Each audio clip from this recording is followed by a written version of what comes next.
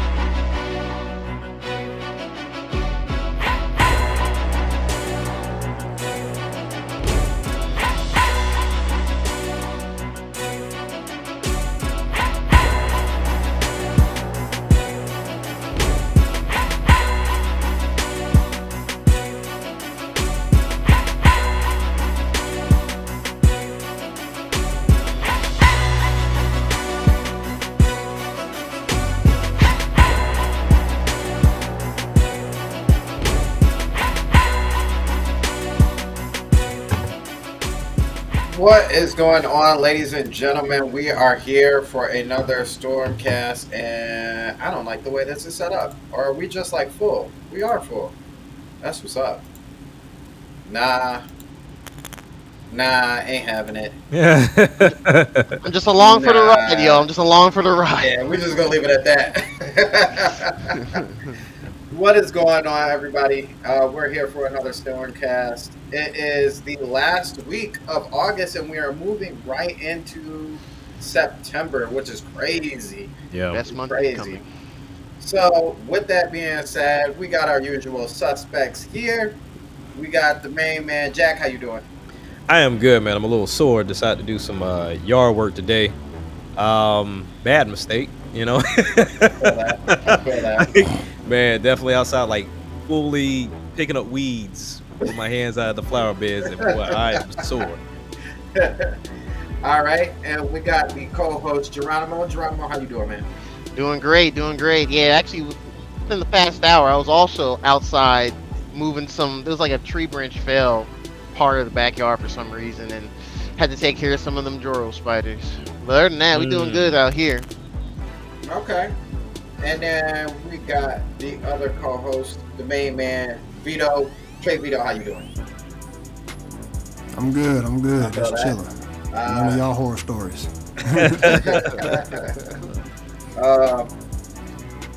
We had our main game yesterday, Friday, Ghost State, woo woo, which is crazy. You know, it's crazy. Jack and Geronimo is actually it was a little bit tougher for me. I don't know if you still got the loyalty piece. Do you, Vito? Loyalty Western. to what? Okay, Never had it. so for me it's a little bit tougher because Michigan State, our favorite team, was playing Western Michigan, which is like the home team basically. Like they're from Kalamazoo too. So like I always want to see Western do well, but you know they playing against my favorite team. So it's like I help you out, but you get beat up. That's my boy too. So fight back. You know? Fight back. See, I got rid of Western as any type of support that I'll give it. A long time ago, they let me down several times, and they had like a star quarterback that went over to the XFL. That kind of disappointed me that year because that year was actually disappointing like a mug. Like for some reason, we still lost a lot of games, but we had a star quarterback. So I just totally lost faith into Western. But literally growing up, being a State fan, of course you always gotta like you know the whole thing. You gotta choose a side, either State or University of Michigan, right? And for some reason, it's either or. You can't go for both. Yeah, I mean you can, but you know what I'm saying. It's more like you gotta have that. Pick a side. You know what I'm saying.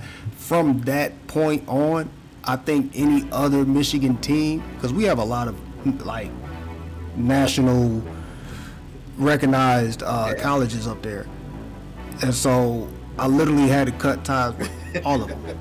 So you know what I'm saying, just so I can have that Spartan mentality type thing. You know what I'm saying. So from that day, I just kind of even though Western Michigan is Kalamazoo, that's our hometown. That's where we're from. Like we grew up there. My grandma worked at Western. My mama worked at Western. Like people worked at Western. Like you know what I mean. So it's the city's college. But you know, for some reason, you know, you just had to you got to choose your sides and stuff like that. You gotta choose. So I said, hey man, I looked at him. I was like, well, you know, maybe if you change the colors, you know what I'm saying, I'll probably consider. Cause like for real.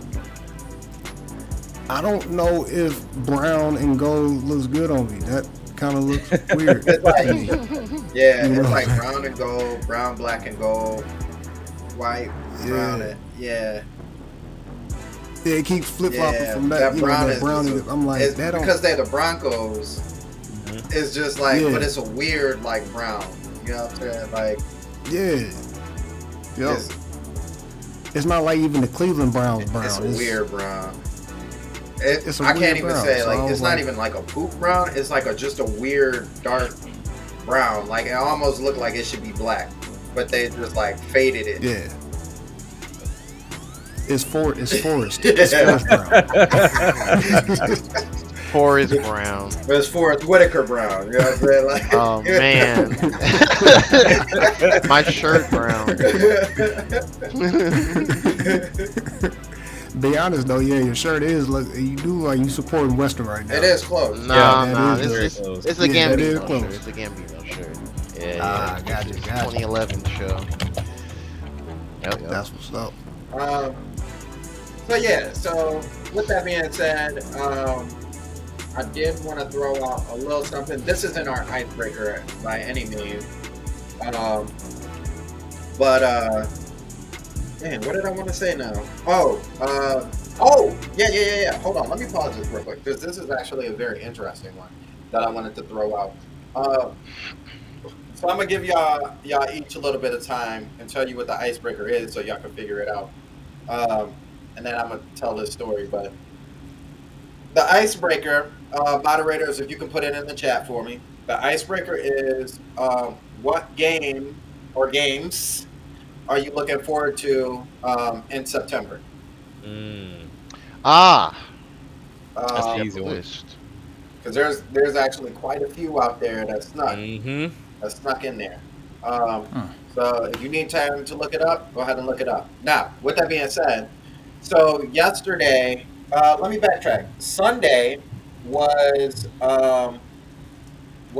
Deacon Appreciation, National Deacon Appreciation Day. Okay. I know a lot of people didn't celebrate that. Our church did, and they don't celebrate. They don't celebrate it every year, I guess. But they celebrated it this year. Unfortunately, I couldn't go because I had to work. So you're so funny, Exodia. Almost a year. So we had to go out to another place, there we go, over about here in Jackson. We're right about here. So Jackson is right about here. They celebrated out in Jackson. Unfortunately, I couldn't go because I had to work. But this past weekend, it wasn't celebratory for the deacons. It was just like us deacons, we always do something like special, which is basically go to Cedar Point. And so we went to Cedar Point Thursday and Friday. Thursday night, Friday during the day. Perfect day. Lord blessed us with an absolute perfect day. As a matter of fact, let's pray in. Father God, thank you for this time and this opportunity to have this open space for us. We thank you for the time that you have given us and allowed us, Lord. We thank you for all of the topics at hand that you have created for us. In Jesus' name we pray, amen. Amen. So, Amen. it was a perfect day. I don't know if y'all know anything about Cedar Point, but it is, in my opinion, the best amusement park there is out there. And it also has the best ride out there in Steel Vengeance. That's neither here nor there. Anyway, they have two rides in particular that have been causing a lot of controversy. One is the Dragster 2, because I've heard the whole story. So it was shut down all last year. Now it came out last year. It was shut down all last year. And then so the first thought is like, dang, really? It was broke like that? All right. That's not exactly what happened. So what happened is the original company who created, because it's like a recreation of the original layout. And basically, the system, it was a ride that like shoots you, kind of like the Superman ride where you shoot up, you go up a hill, come back down. Mm-hmm. But it was 420 feet. It's the second highest roller coaster in the world. And it shoots you 120 miles an hour at like 4 seconds. But it was off of a hydro system, and the hydro system was getting old, and so they had to come up with a new way to do it. Well, the company who originally made that ride had a falling out with Cedar Fares, who is the owner of Cedar Point. And so instead of and on some like some stuff basically, um, and so Cedar Fair decided that they were going to go shop around to see if somebody could work on this recreation of this ride, and they got somebody. Well, those people had to like basically start from the beginning on understanding how the ride works. Right. And so they created like the new cars and this new system and idea behind it, but like it needed some rework on mastering the idea. So technically speaking, the ride actually came out this year, and so we got the opportunity to ride that ride. Amazing ride. Like it shoots you 75 miles up one way, you go halfway up the hill, you go backwards, it shoots you backwards, I think 100 or 90 miles an hour, and you go up this hill backwards, like very, very high, and then you come back down and shoot you again 120 miles, you make it over the top. Dopest experience ever. So we got to ride that. It worked flawlessly. The idea behind it is perfect because they couldn't figure out how to continuously shoot somebody 120 miles an hour to go over this big hill. So instead they use kind of a rocking effect of like push and assist. So the other ride is a new ride for this year, and all the way up until this point I have seen nothing but this ride get stuck at the top. It gets stuck at the top. It gets stuck at the top. They even show video of, it's called Siren's Curse. They even show video of people having to get out the car at the top of the hill and walk down the steps. That would not be me. Wow. I will never. Wow. I will sit there for the hour, 2 hours, however long you need to get this mug moving. So what happens is you go up the hill, right? And then you kind of take a little left, and then it slows down. Well, at the end, the track stops. There's no track right here. So you kind of pull up into position, and then you sit there, and then the track like goes at a 90 degree, and you just sit there at a 90 degree angle. It's the highest coaster of that kind here in America. And so what would happen is it would get stuck. It would like whatever transition needs to happen before it gets onto that platform, it would get stuck. And then it wouldn't like reset, so people would be stuck up there, right? We ended up riding that ride twice. Amazing ride. You got to sit in the back. It's got audio and everything, themes going on, music playing in the back, like rock, like. I'm like, yo, this is amazing, you know.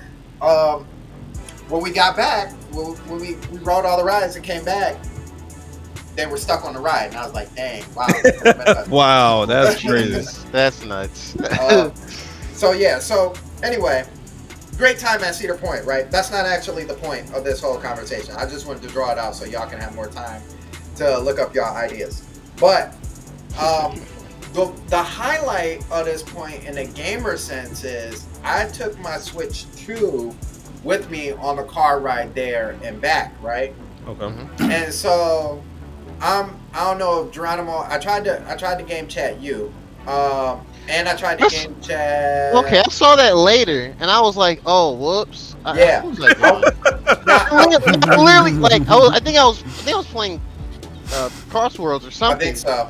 and then I looked down my phone, and I was like, "Oh, wait, whoops! I definitely didn't get anything notified on there, so It's all good. my bad." I tried to do it with Juice too, and he was watching YouTube, and I'm like, I got a feeling like We if all he's- just I've been to Juice's place. So like if he's on YouTube, he's using the original Switch that's sitting like on his countertop, probably while he's cooking. So he's not actually playing anything. He's not even watching TV. So I'm like, okay. The only other person is my brother, and so I hit him up, and so wait, let me backtrack. So we don't have internet in the car, right? Okay. So my first thing is like, all right, how am I gonna beat this? Because at some point, like this is the problem that like handhelds haven't really crossed the line over, right? Mm-hmm. How do I overcome that? I'm like, you know what? Let me throw in the hotspot. Let me see what I can do. During the hotspot, everything ran flawlessly. Internet played with my brother, talked with him on it, watched his gameplay. I'm like, this is it. This is the move right here. This is the missing piece. We not Japan now. Don't get it twisted. We not in Japan. We ain't got internet everywhere. But now that we have the hotspots and they're ready and available on most of our phones and everything, it's like that's your internet connection now. Like that's how you stay and connects with people and play online. And most of them are unlimited, depending on what plan you have too. Yep. Well, you know, we T-Mobile. Like, Maybe. you know, we ain't the best, but you know, sometimes they get it right. You know what I'm saying? Sometimes they get it right. So it was a great experience. I highly recommend if you have games that are digital or you have the games that are like key card setup or virtual key card setup. That's definitely the way to go. So you don't have to worry about getting those verified ahead of time before you leave the house. So, with that being said, excuse me, Jack. Oh no. Jack took a bite. Geronimo. What game or games are you looking forward to in September? So far, it's really gonna be really at the tail end of the month right now. I originally was gonna look into the new Damon X Machina or Damon Machina, however you pronounce it. But I just honestly I have not sat down and put enough time into the demo, so I haven't really made a decision I've had yet. a lot of fun. And no, yeah, like I've gone to the surface of the planet, but other than that, I haven't really gone back to it. Not just because I didn't like it, I just haven't really had the time to go back to it. But as far as the games I am interested in, as an open network test, is definitely Sonic Racing Crossworlds. Beginning on PC. I gotta ask you some questions about that. Oh yeah, I can answer all of them for sure. And and then Pac-Man World 2 repack. I'm unsure if I'm gonna get the Switch 1 version or the Switch 2. If it's like the Pac-Man World repack that came out 2-3 years ago, they might have an unlocked frame rate mode that they don't tell anyone until people get their hands on it the time it releases. So I'm gonna wait and see if that version does have it. Because if it does, I'm gonna just get that one physically. If it doesn't, I might just I just might get the Switch 2 version. I don't know if I'm gonna go digital or game key card on it. Oh, the game key card. I don't know which one I'm gonna go for yet. I'll have to wait and see. But those are the two right now. Okay. Let me see here. Oop. Gotta bring up my chat, man. Squared said... Actually, let me go for this one. Not that one, that one. Yeah. Squared said, still likely gonna play what I'm usually playing right now next month, possibly Prime 4 releases. RJ said, Trials in the Sky, first chapter, and eventually Damon X Machina, when there's an option to use motion control. Oh, okay, I saw that. Yeah, that kind of left me like, oh, that's kind of a miss. I don't know why you can do that. They had it in the first one. I don't think it was there day one. Yeah. But it was there later. It was there later. Yeah, but we'll Pac World 2, and then J Big said Star Wars Outlaws. I know I'm sticking a fork in an electrical outlet. I'm right there with you, JP. I'm right there with you. Honestly, I think that game is gonna be a Witcher 3 on Switch situation. Yeah. Will it be beginning to end playable in a decent time? We'll see. I mean, Witcher 3 wasn't no lock 30 on Switch 1, but it sold. Yeah, that's true. No, granted, it's Ubisoft, so Right. day one. Yeah. You said Chronos and Pac-Man World 2, so everybody's ready for Pac-Man World. Yeah. Brand Smith said Damon X Machina and Trials in the Sky for a chapter. If I can afford it, then maybe Chronos or Pac-Man World 2. We out here. Vito, what you looking forward to in September? To be honest, I wasn't even paying attention to September because I'm focusing on October. Okay. But, That's true. But as I look at this little list right here, there is some stuff I'm like, okay, yeah, I'm definitely probably gonna pick up, and that's of course, Yeah. 2K. I haven't had a 2K game since 24, so it's about time for me to get that. I definitely want to get that Angel Reese. Oh, you ain't getting it over on the Switch. You don't want the portable 30 frame banger? Got some things to say about that anyway. Right. Actually, I could be talking about the Switch 2 version as well. Am I kidding? I don't even know if I'm kidding. They kind of phoned it in so far, except for that WWE. I didn't even know they're doing the Angel Reese version of 2K. That's cool. Yeah, that's pretty dope. That's cool. Yeah. They're starting to get everybody like all the like WNBA stars. So they'll have so you know how they have 3 versions. Well, technically they have 4 versions. So now it's more like you got your main star, which is probably most likely the MVP of the finals, and then you'll have the WNBA star, whoever that may be. And then you'll have a throwback star, a legend star. You know what I'm saying? And those will be like your standard, deluxe, and then ultimate deluxe or whatever like that. So they figured it out how to do that. You know what I'm saying? So I might go ahead and get that. I was looking at this game. I want to say last week I was looking at some trailers on this, but I didn't know too much about it, but I might, kind of take a gamble and get it. But it's called Hell Is Us. Okay. Yeah. I've heard of that. That looked very interesting. Yeah. So I might see what's going on with that, and then of course I have to get it just to see what the hype is about. But Borderlands 4. Yeah. I'm excited about it. I'm that person Definitely getting the gonna Switch get that 2 when one. that comes I'm out. that guy. I will be that guy. Twitter gonna be like, look at him playing the worst version. 25 frames, 720p. It's not even working right. Nintendo shill. Someone at PAX West said it was terrible running. Why are you would torturing get it? yourself? Why are you torturing yourself? Hope you don't play online. I mean, hey, it's got mouse control, so I'm in there. Yeah. But now Borderlands 4 looks amazing. I'm actually really hyped for that too. It does. Yeah. All right. Jack. All right, so I have my for sure list, and then there's some that have slipped to my maybe list. Okay. So I'll go with my for sure. So for sure, I'm getting everybody's golf hot shot. Like, Oh, that's Oh next yeah, month. yeah. Oh, Yeah. all right. I'm curious. Yeah, you gotta let us know how that is. yeah, I'm definitely copying that immediately. Holy smokes! For the fam, and then also myself too. Lego Party. That just Lego always finds a way to do things in a different way, but then also add, a little bit more flair to it than what Mario does or with any other party game does. So I'm looking forward to see how much they add into this and how fun this can be. So that's a definitive. Pac-Man World 2 repack is a definitive option. Hold off on that one. NBA 2K26, even though for some odd reason it is not even on the eShop right now. I don't know why. Wait, which one isn't Y'all on not there? getting it. 2K26 is not on the It's eShop. weird.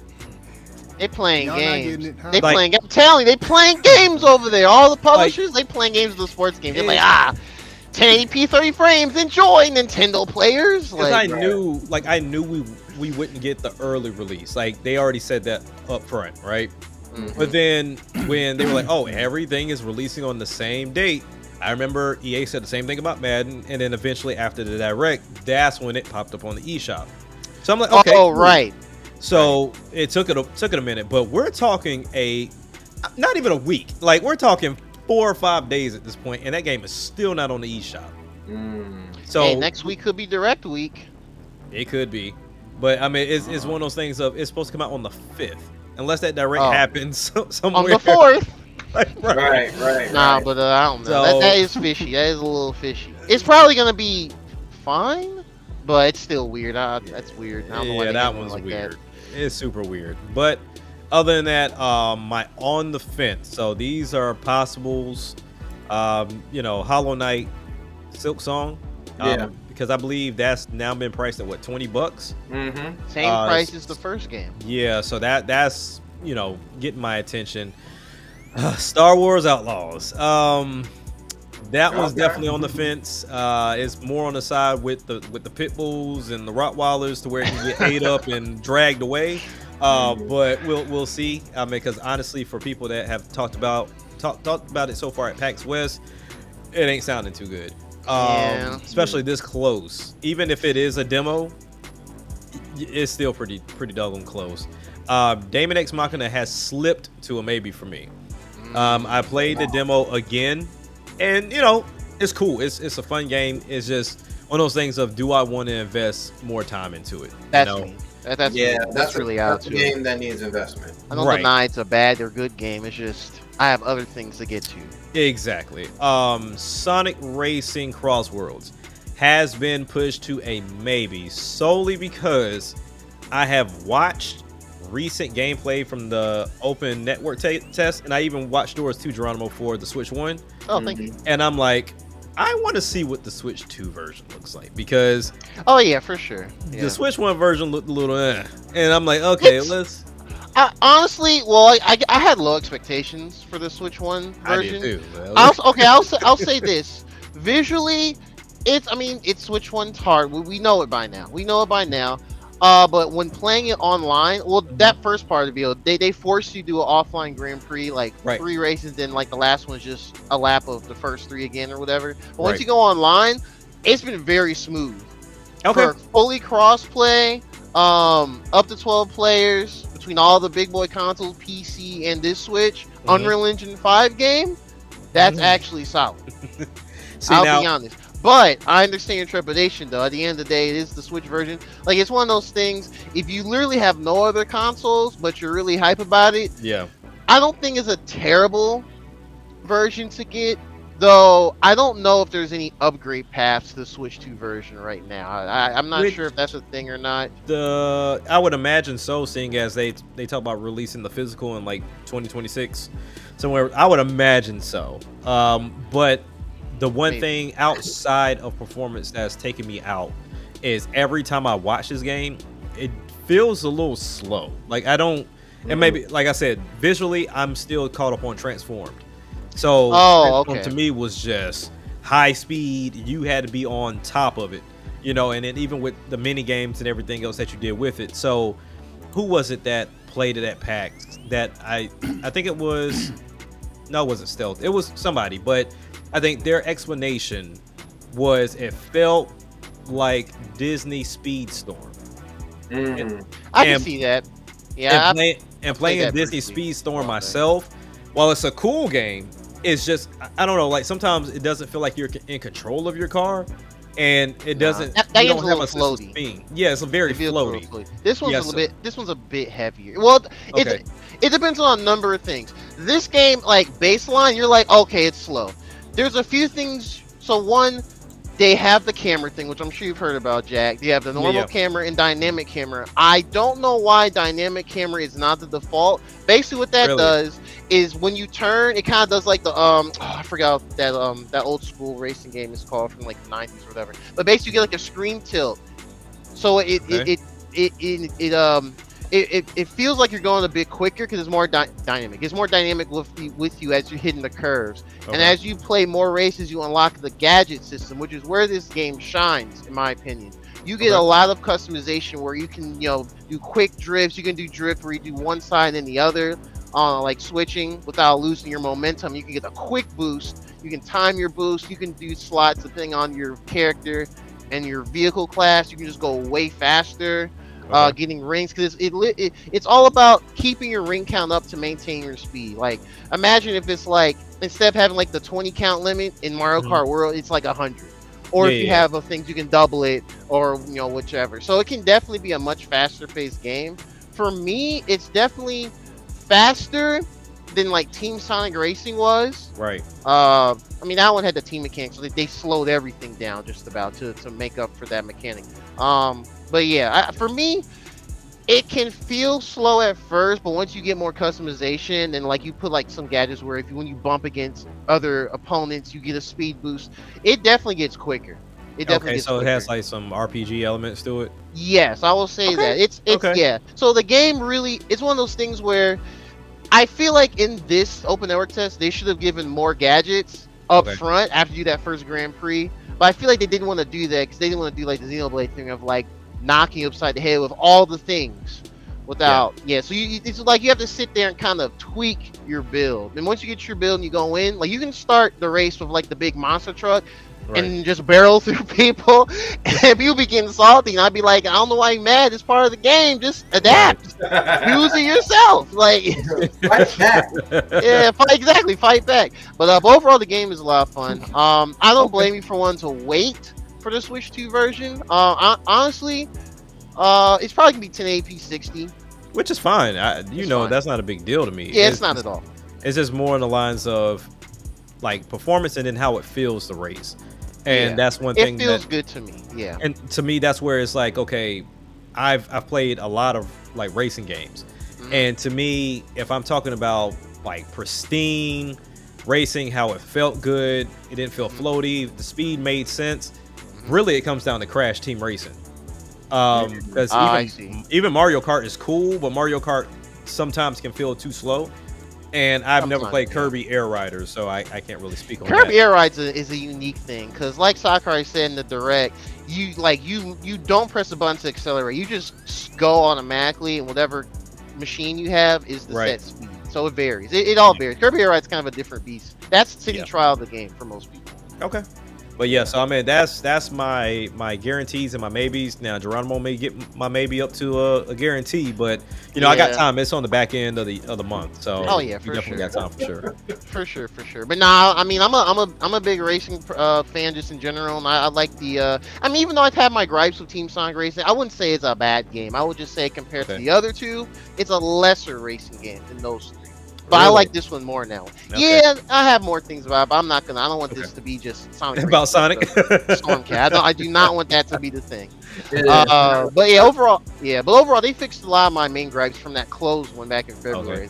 If they didn't fix most of those, like the item balance or frequency, then I probably would have been a maybe on discount. Gotcha. But yeah, I'll be putting up more content about it when the full game drops in a month or so.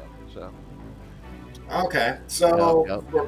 for me, I got a little bit of a list. I don't know where I can put these in maybes, wish list, want to get. There's plenty of things on here.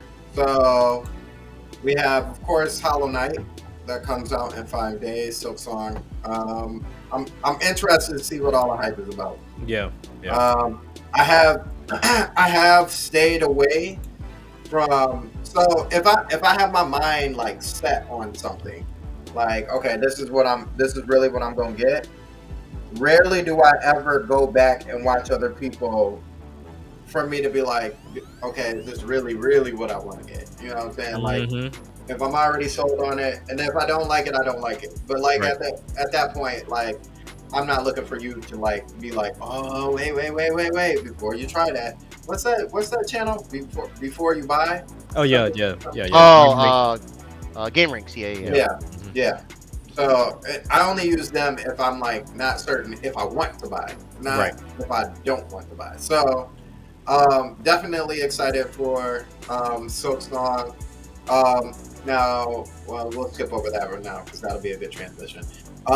Damon X Machina. I've had a lot of fun. I've had plenty of time now. Exactly 3 hours up to Cedar Point and 3 hours back from Cedar Point. I really kind of understand the mechanics.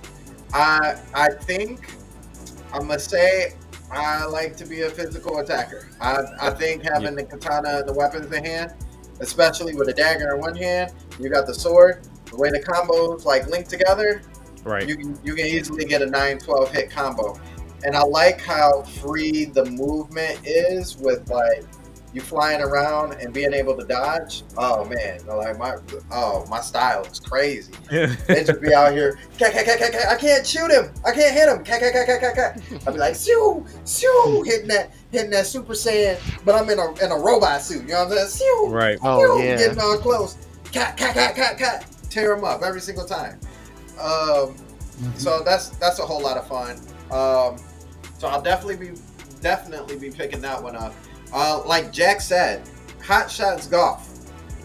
That's All That's right. my game right I'm there. gonna boy. need to. Yeah, when it drops, I'm definitely look forward to y'all's impressions. 'Cause Yeah, that definitely, that late March direct for Switch One feels like ages ago now. I Yeah, it totally does. forgot that was coming out. Yeah. that's gonna be the one for me. Which is crazy because actually one that I'm not as sure about now because Hot Shots Golf is there, and this is how crazy that is. 2K26. I may. Understandable. Like understandable. I got more faith in Hot Shots Golf than I do 2K26. I can Yeah. believe For the that. Understandable. I at some point I will pick it up though. I just don't think it's gonna be like immediate or anywhere in that realm. I mean, it really makes sense because Vito, correct me if I'm wrong. Don't they usually put 2K on sale in October, if not November? Like when the season kick off? Because I know it definitely gets Black Friday sales for sure. Yeah. In October, I think they do. I think that's the first sale they'll start, Yeah. bumping it down, but not the standard is mainly Deluxe. like the Yeah. deluxes and ultimates. They'll put a little discount on or whatever. Yeah, like because that. it don't start tanking Yeah, until yeah, like they- the next year, but they'll at least take about a quick 20-30% off of it for that time frame. Yeah. Yeah, I ain't in a rush. If it's in November, I'll definitely pick it up in November, but I ain't in a rush for that. One that I'm keeping my eye on, very close, and when you hear the name, you gonna already know why. It's called Katanaut. So it's just, yeah, I know y'all like what? Hold on, let me bring y'all up to Not. yeah, let me bring y'all. I feel like I saw that somewhere. I'm gonna bring y'all up to speed real quick. Yeah, put me on game for that one. For Yeah, bring y'all up to speed real quick. Hold on, let me stop this real quick. Let me stop this. Well, I tell you, your screen don't love you. I know, right? Sure. Oh yeah, the ultra wide. That's the. Gotta hit that control plus. Zoom, zoom, zoom, zoom, zoom. Listen, it's always good for me, but for y'all be like, Yeah. Like, what are we looking at? oh no, it won't let me stop the song. There we go. Oh, All snap. right. All right, bet. No. Yeah. So you got stuck. Okay. Oh, whew, there it is. Oh, yeah, I've seen this. Okay. This reminds me Yeah. of Katana Zero, ironically. Yeah, Yeah. yeah, Oh, what? Yeah. What? yeah. We out here for this. What? Yeah, that's crazy. With What? the slide and everything. Yeah. This. All right. Flash gas. Kill another holy. When's this coming out? Let me see. What is the release date for this? Is this a roguelike? Uh-oh. 11 days. Is this a roguelike, sir? 11 That's all days. freaking weapons. Is this a roguelike? I don't know. I don't 11, know. Yeah, when you got weapons, it's always got to be some September sort of 10th? roguelike, right? Because that's gonna throw me off. If it's the roguelike stuff, because there's only a handful of roguelikes I like Yeah. that I tolerate, rather.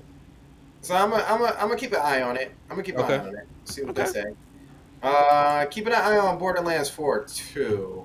I forgot all about that. I'm gonna wait for somebody else to play that.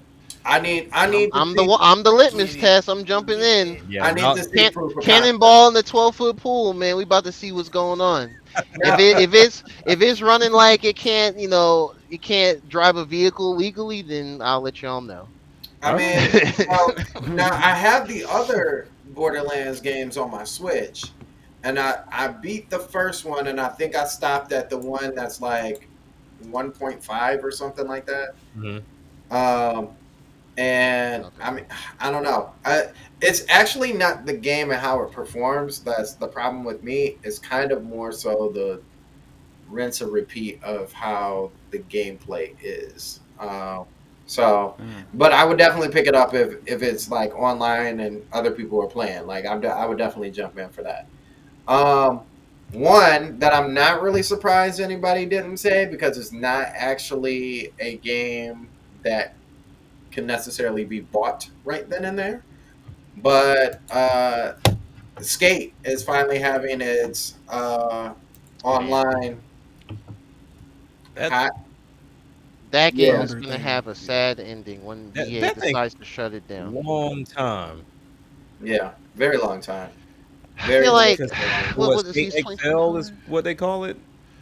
That was a different one. I don't even Oh, that- yeah. know. I think that was like a similar to that, but this one's Yeah. going for like I don't know. Open This is supposed to world. be Skate 4. I Yeah. think it's free to. Yeah, I think it's free to play as well. Man, look, Yeah. we're gonna be reading the article talking about. Is it called Skate 4? I Is think it it's called what? this. I don't even know no more. Is it No, called it's Skate No, 4? it's just skate. It's Skate. just Skate again.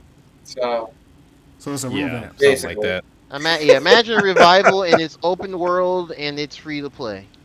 Sure. So I'm sure that's gonna Okay. work, right? Okay. so Hey, I'm it's got to, right? gonna keep Yeah. an eye on it. I'm gonna keep an eye on it.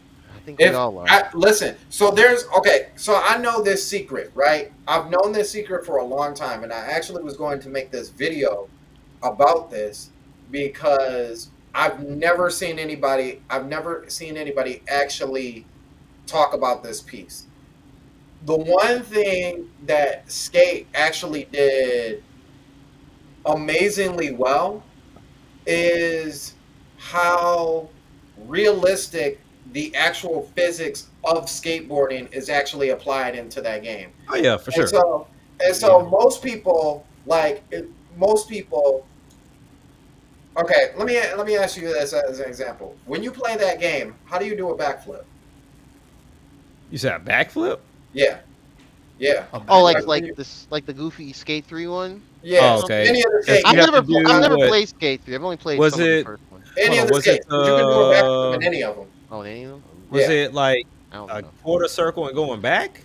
You like hold the grab, you press the grab button, either grab Yeah. button, and then you flick the left stick back because the left stick is your Oh body, yeah, the yeah, right yeah, stick is yeah, your yeah, stick, right? That's yeah. right. That's So right. you would flick it backwards. So when you go up the ramp and you want to do a backflip, you just grab and press back, right? You do the backflip, right? Mhm. Realistically, nobody in the world of skating just does a backflip. They don't No. do that. Yeah. You have to do some sort of variation of a backflip with the spin, right? Mhm. So, and this is why I know it's on a different level because nobody would have thought of this unless you were a skater, and even the skaters I've seen don't do this. So when you watch a skater skate and they do any variations of backflips, like the Mick twist or the front side 540, where it's a backflip 540 spin. When you watch them in slow motion, before they do that motion, they kind of wind their bodies to the left Mhm. and then they spin it to the right, or they wind their bodies to the right and spin it to the left, right? Now, in the game, you just can't hit back and like left to spin while you're in a backflip. You can't do it. I've already tried. But in the game, if you quickly tap it left and then go right, you can actually do a big twist, or you can do a front side 540 or 740. And they actually, and sometimes the game will catch it as a full 540 spin or a full 720 spin. Now you have to know and understand the physics of how the body is supposed to move in order for you to do those. You just can't do them freely and openly. Like you can't get on a ramp, go off the ramp, and just do a backflip and a 540 spin because you don't have enough twist and angle. That's why I think those games are like way ahead of their time because they actually really modeled, and I don't think people actually like took the time to really like understand how the physics of skateboarding really works in that instance. So so with that being said, I'm curious to see if they kept that same physics system on the new skate, because if they haven't, yeah, I'm done with that. So with that being said, skate. Then I will say also this one I'm not as surprised y'all didn't pick because I feel like I'm probably one of the only ones in the group. I know Vito's kind of over it. Dying Light, the Beast. Oh yeah, yeah. Oh yeah, I kind of forgot. I always forget about that game. Yeah, It's probably gonna be decent though. I mean, I Yeah. can't imagine it being like bad or anything. It'll probably just go under the radar. I'm curious because they've given us vehicles, and you actually got to fuel up the vehicles. That not everything is just with full gas. Oh, that's not like Dead Island. Yeah. So they're really trying to get to the realism, if you would. And it takes place in England, I think, England or France or one of them towns. 28 days later. Yeah. So interested in that, and then I feel like I had another one. What's closer towards the end of the month? To my game releases, Yeah. that was like Lego and Sonic Crossroads. Sonic was the That's- 26th. That's the 25th. 25th. Yeah. 22nd if you give Sega more money. Yeah. Yeah, I'm not I never gonna- understood that at all. Silent Hill. I get it, Yeah. but I'm not. Oh, it ever is? gonna- Yeah. I don't support that. I Pac-Man don't is support That Lego Party's Lego Party. Okay. Yep. Pac-Man's a 26, if I remember right. There's a lot of them coming in the back end for sure. Yeah. FC. I keep my eye on. Yeah, I got my eye. Oh yeah, Oh yeah. Yeah, I that's- think- that's yeah. I think that's like the third week in Yeah, September. it's my bad eye, but got my eye on. it. Right. the 26. Yeah, don't 26, act up now. Don't That act might be up. another Madden thing. Yep. Probably see that. We already know Yeah. that. 30 frames again. Oh, you forgot about one racing game. I forgot. September 10th. Garfield Kart 2, baby. All you can drift. Oh yeah, Yeah. that'll be a cool $2.99 in I don't know 6 months or something. You know. Man, hey, that might be the GOAT. That might be the hidden gem of the year, boy. That might be, you know what? I always hear like people like, I mean, most people be joking, but then some people be on the rack like, yo, this game's actually fun. And I'd be like, hmm y'all memeing or y'all serious? Hey, it's only one way to find out. That's true. You're not wrong. I may have to mess Keep a close around. eye on it. Keep a I'll close keep eye an on it. add to wish I list. might as well watch some videos on it now. I ain't seen nothing. on it. Right, actually, yeah. Got my attention playing around. So, with that being said, go ahead and leave more of your games that you are anticipating for September in the comment section. Oh, excuse me. Woo. The last game. Duh. I forgot the last game. The last game that I am actually going to pick up was Chronos. Oh, right. Yeah, that's right. Yeah. Because that they talked about it a little bit. I want to get a little more idea on what they mean exactly. But it's supposed to like mess with you. It's supposed to really mess with you while you're playing the game. It's not my cup of tea. I'm okay with that. I'm okay with that. I don't have a horror game now. Jess loves horror like movies, so I'm like, if I can pick something that's like that I can control. Right. You ain't about to make me watch everything. I'm about to tell you that now. You ain't about to make me watch everything. Right. But if I can pick something that I can control, it might as well be something that I'm looking forward to. So, Right. Yep. Definitely going to play Chronos. Maybe I'll make her play it instead. Like, oh, was you scared? Oh, you was scared? You Yeah. jumping? You ain't killing? What I thought you happened? say you like horror. I said horror. Never mind. I almost. Whoa. That's or Enunciations. that's not what I said. That's not what I meant.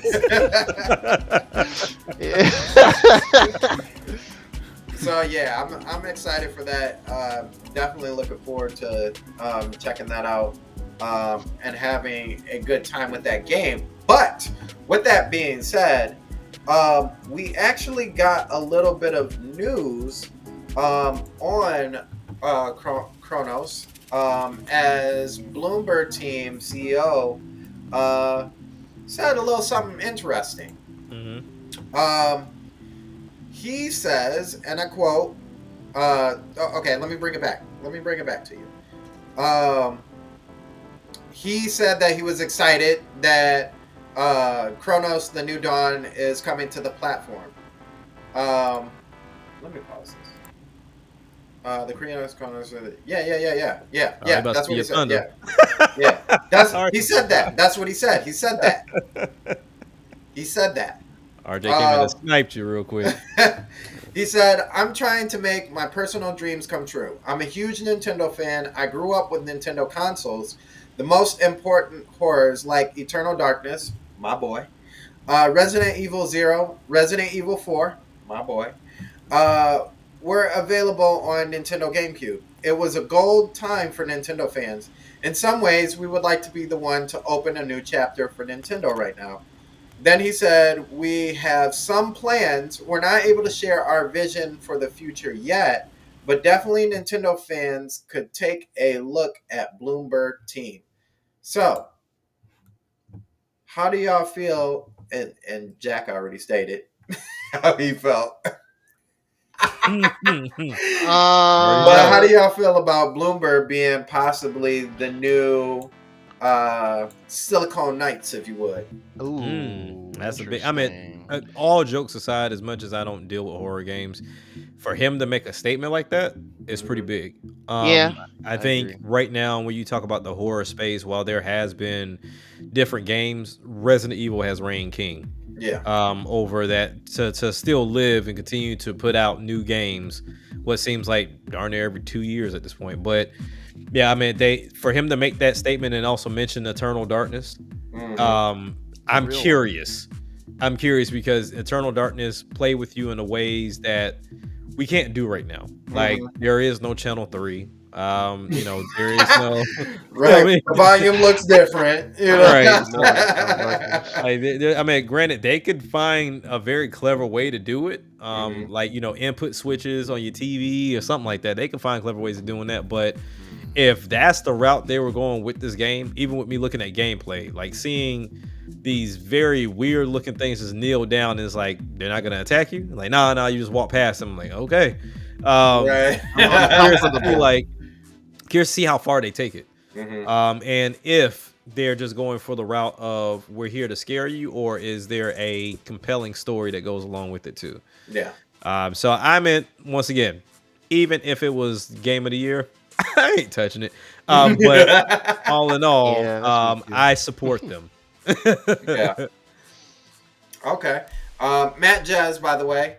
What up, Matt Jazz? Appreciate you coming through. He said he's waiting for Trials in the Sky, first chapter on September 20th. Yeah, I played it. That's a very interesting battle style for that game. Is it really?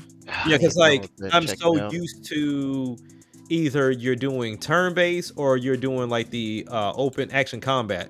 But with this game, you can do it on the fly. So like I can go in, I can just swing, and then when I got the upper hand, switch straight into turn base, which then you can go into a chain attack or like a group attack, which then you can go in a whole bunch of different ways with this attack, and that was just on the demo out the gate. So yeah, that was a pretty interesting layout for a fighting system to combine the two. Is that on Switch too? Yeah, they finally put the demo up. Okay. I don't think it's a Switch 2 demo yet. I think it's just the Switch 1 version. Oh, okay. But the Switch 2 version is coming, I guess, next year sometime. Okay. Yeah. But I heard the Switch one, well, like Jack said, the Switch demo is good. So, Geronimo, how you feel about this Bloomberg? Jack pretty much said just about everything I was gonna say. But also, I'll add, they pretty much stealth confirmed other games coming to Switch 2. Silent Hill 2 remake by them is very likely coming to Switch 2, based off because I read the article. They're talking about, you know, there are other projects that they can't talk about. So to me, I was like, oh, thank you for telling us without telling us Silent Hill 2 remake is coming in the future, which is a good get, because I've heard that's a really good remake, and I know it's a lot of people kind of like to talk bad about Bloober Team. I mean, I know they did the Layers of Fear game, and that's on Switch 1. I don't really know how good that version is. I'm imagining it's decent. And you know, they did the Medium, which, you know, a lot of people just, you know how the internet goes. Everyone just was like, yeah, that's trash. They just missed that one, yeah. Yeah, they missed it, and you know, as everyone says in music, you're only as good as your last project. So that's kind of the image of a Bloober Team. But then Silent Hill 2 remake kind of is trying to steer them in a better way. So yeah, I'm also rooting for them. I would like to see Chronos to do well across the board. I think it's probably going to do well on Switch 2. just because it's the only thing, Yeah. and it's within the first within the first year, the first 6 months or so, and or 3 months, or it's just 3 months, and it doesn't look bad. Every time I see it, it doesn't really like it doesn't look like, oh man, like Cyberpunk. This is mind blowing running, but it looks good. It doesn't look like super blurry or anything like that. It Yeah, looks yeah. it Yeah. looks fine. Yeah. It looks fine. So yeah, I'm definitely rooting for them as well. I think they're gonna do well. I I'm don't know scared. why I always associated them with Sony though. Like I don't know why I had in my head that that they belonged to I Sony. don't know. I didn't really know much about them until the Medium actually. Okay. And then another friend of mine, he actually played some of Layers of Fear. I think he played it on PC, and I watched them play it through Discord years ago, and they look pretty interesting and pretty creepy. Mm-hmm. And the Medium seemed to have honestly, the Medium seemed to be an interesting concept, but just maybe the execution wasn't that good. So it is Yeah. what it is on that point. But yeah. Yeah, I don't know. I think it's just I think we just in general by default, outside of like I guess Eternal Darkness for GameCube. Yeah. When I think horror, I do think of Resident Evil PlayStation for the most part. I know RE4 is one of the Capcom 5 on GameCube. And Resident Evil 7 came back up on PS4. Silent Hill, so on and so forth, and all the other ones. But yeah, yeah. I think I'm rooting for him. I'm rooting for him. Okay. Yeah. It's cool. It's cool to mention Eternal Darkness in 2025, and Yeah. Nintendo should probably make that game available on their GameCube and the so. But what do I know? Yep. Yeah. Especially since we kind of, I think it's coming though. I think Eternal Darkness was in that lineup when we got to see the quick list. Maybe it wasn't, but it should be. I don't know Hopefully if they it got was. hopefully It they might- got it everything might be. straightened out. I think it'll come eventually. Well, it's rated M, right, from back Yeah. then. Yeah. So So they you might might- get it on the GameCube M version.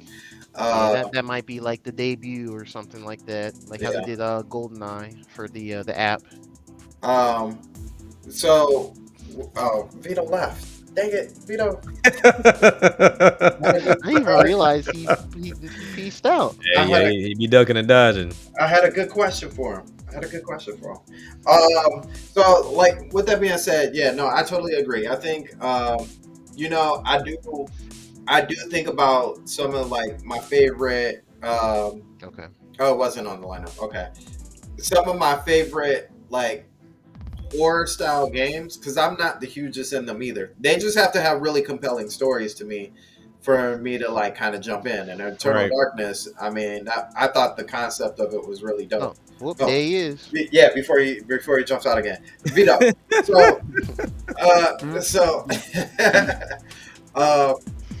so I was actually thinking of this, like as of talking about this game and Bloomberg and future games and all that other stuff, and thinking about the horror aspect of games. Not that this game was necessarily a horror; it just had like some like that's kind of creepy elements to it. Do you think if this game kind of works out really well as far as like kind of messing with your mind and your thinking and your brain and stuff like that, do you really think that other games kind of like what's the game that we really like, the girl with the psychic powers with the AWEs, Control. Do you Control. think games like I Control I should forget have that like game sequels? exists. Say it's all right. So rephrase it one more time. Say what you said, but say it again in a different way. Right. I said if this game actually works out and it sells very well, do you think this gives a good opportunity? And would you like to see games like, maybe like Control, have like sequels come at all? Period. Pause. Well, actually, I don't know how true this is, but Control, I think they have been rumoring that just based off of the Alan Wake 2 situation. Like when they made those DLCs of like you can play as that the girl in Alan Wake, like you can put her in Alan. So they were already like kind of doing that. But yeah. You're saying like if this game does well, will it open up the avenue for Or should those it open up? cartoons? Would you like to see more Uh, opportunities of like the horror style? Because we're getting into October. Mhm. Vito put in work in Well- October when it comes to the horror stuff now. yeah, Nice. for sure, for sure. It's gonna be crazier this year. So, but yeah, nah. Like, are you? I guess what I'm trying to, I guess see is basically like, are you saying there should be more horror games out there? that are more on the lines of like not just like the the jump scare type stuff, but the stuff that like really like like kind of like Control. Like you walk up to something, you be like, wait a minute, did I just see what Oh, I saw? psychological. Yeah, like thank you. That's the word I It was plays with your mind. psychological. There type we of go. horrors. Okay, Yeah. yeah. I don't Well, mind that. I type mean, of horror. To be frank, there's games already out there like that. It's just basically getting the word out. Like Prey is one of those games. So it really plays with your mind because you have this blob chasing you around this space station, and you know what I'm saying. Like it gets kind of like you see a shadow and you're like, dang, is that it?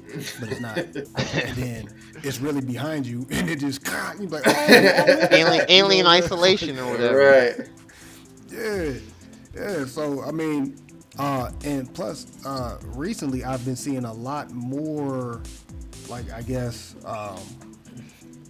games like, dang it, what is that one game that looks like a retro? Hold on. Oh, What is that? Crow Country?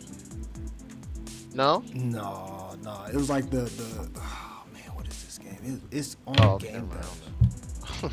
When you said retro, I immediately thought of like the old schoolish Resident Evil. And it's kind of top downish. That's Crow Oh Country. yeah.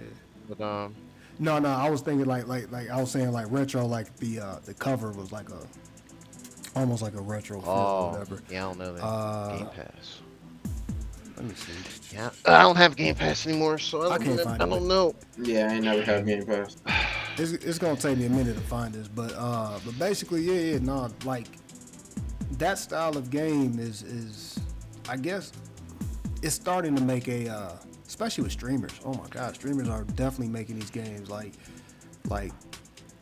known now. Oh, You know what I'm yeah. saying? We're starting to see a lot Those are the most more. popular ones So- now. Just like what is that one coming out Yeah. next month? The what is it? Something warning? Content warning. Content warning. Yeah. Oh, the What is- I I forgot. Yeah. That might be early next year. So I'm thinking we gonna grab that. Like I don't We care. need I don't to care if I grab have it. to We buy it need for to all y'all. Like I'll be down. That's really That it. was- yeah. I have Lethal Company. I've only played it once, and I was with a couple of friends. That game is mad spooky, but also hilarious. So I'm yeah, down. I think I'm down for the goofy spooks. I think that'd be dope. But definitely, yeah. I think I don't know if this opens it up. I think it's just mainly like it has its seasons. You know what I'm saying? Just like certain themes have their seasons. Like in the horror, you have like a sub season type thing, meaning like you had the times of the zombie stuff. So gaming has been doing the zombie thing for too long. So now it's starting to, try to find other ways to, Bring in the horror piece, do the yeah. horror genre. Because like honestly, I don't know how many times I gotta shoot somebody, with a Yeah. zombie brain or something, or somebody like it's getting to the point where now they're trying to think of different ways of how the humans got transformed Right. into a zombie. Right. So it's like when you get to that point, it's like, Yeah. hey, stop. Agreed. Like, I let's get some more other horror games. I agree with the whole season thing because now I think about it. We had the season of what's the game? Dead by Daylight. Oh, that's Yeah. mad popular. And then whatever all the other ones that like chained after it. There was There was that like Friday the 13th Yeah. game. I never Yeah. played it, but I like watching videos about it. it's basically 'Cause tag. Jason be just teleporting Yeah, and it just. Yeah, that's all It's it is. basically grab just a it. game of tag. It was so hilarious, janky man. though, Yeah. but people love to play it. Yeah, That's one of those games for me that'd be like the jank is part of the charm. Like, probably. Yeah. yeah, and it's a cheaper game. If it was like $60, I'd be like, nah, player. You gotta tighten it up. It's funny Yeah. because like you see how many like that was meant to be a horror game or like like the horror style, but like open, like who's the bad guy, type of deal. But like, how many Mhm. people tried to jump on that? Like, even Dragon Ball tried to do it. You know what I'm Yeah. saying? Like, Which that didn't work Yeah, out they, at all. yeah, they sure did. That with didn't work out stuff. at all. Yeah, People was- play was that. crazy. People It still didn't play make that game. sense. The Breakers. It's Yeah, just they do. it's just Dragon Ball carrying it. To me, That's it don't all. make- It's just Dragon it- Ball, the IP yeah. carrying it. yeah. It don't make sense. It to me. don't I'm make like, sense. I It's don't goo- get it's it. just- I get what they was trying to It's do. goofy. I get what- Every now and then, what is it? I don't play any of those type of asymmetrical type of games or whatever. But one of my YouTube Yeah. mutual folks, he be uploading gameplay of it from time to time, and it really is just Dead by Daylight Dragon Ball. It's just like they do stuff, and then all of a sudden you just hear Cell's voice like, "I'm going to get you, humans," and it's like, all right, it's ridiculous. It's just ridiculous. If you like that gameplay style in Dragon Ball, whatever. Please save me. Right. It's funny to me. I mean, I think the last. No, I'm just saying it's just funny to me because it's like they just took the thing with like imperfect cell destroying the city and just made that into a Mhm. whole game. That's literally all it is, Yeah. which is funny. But yeah, Yeah.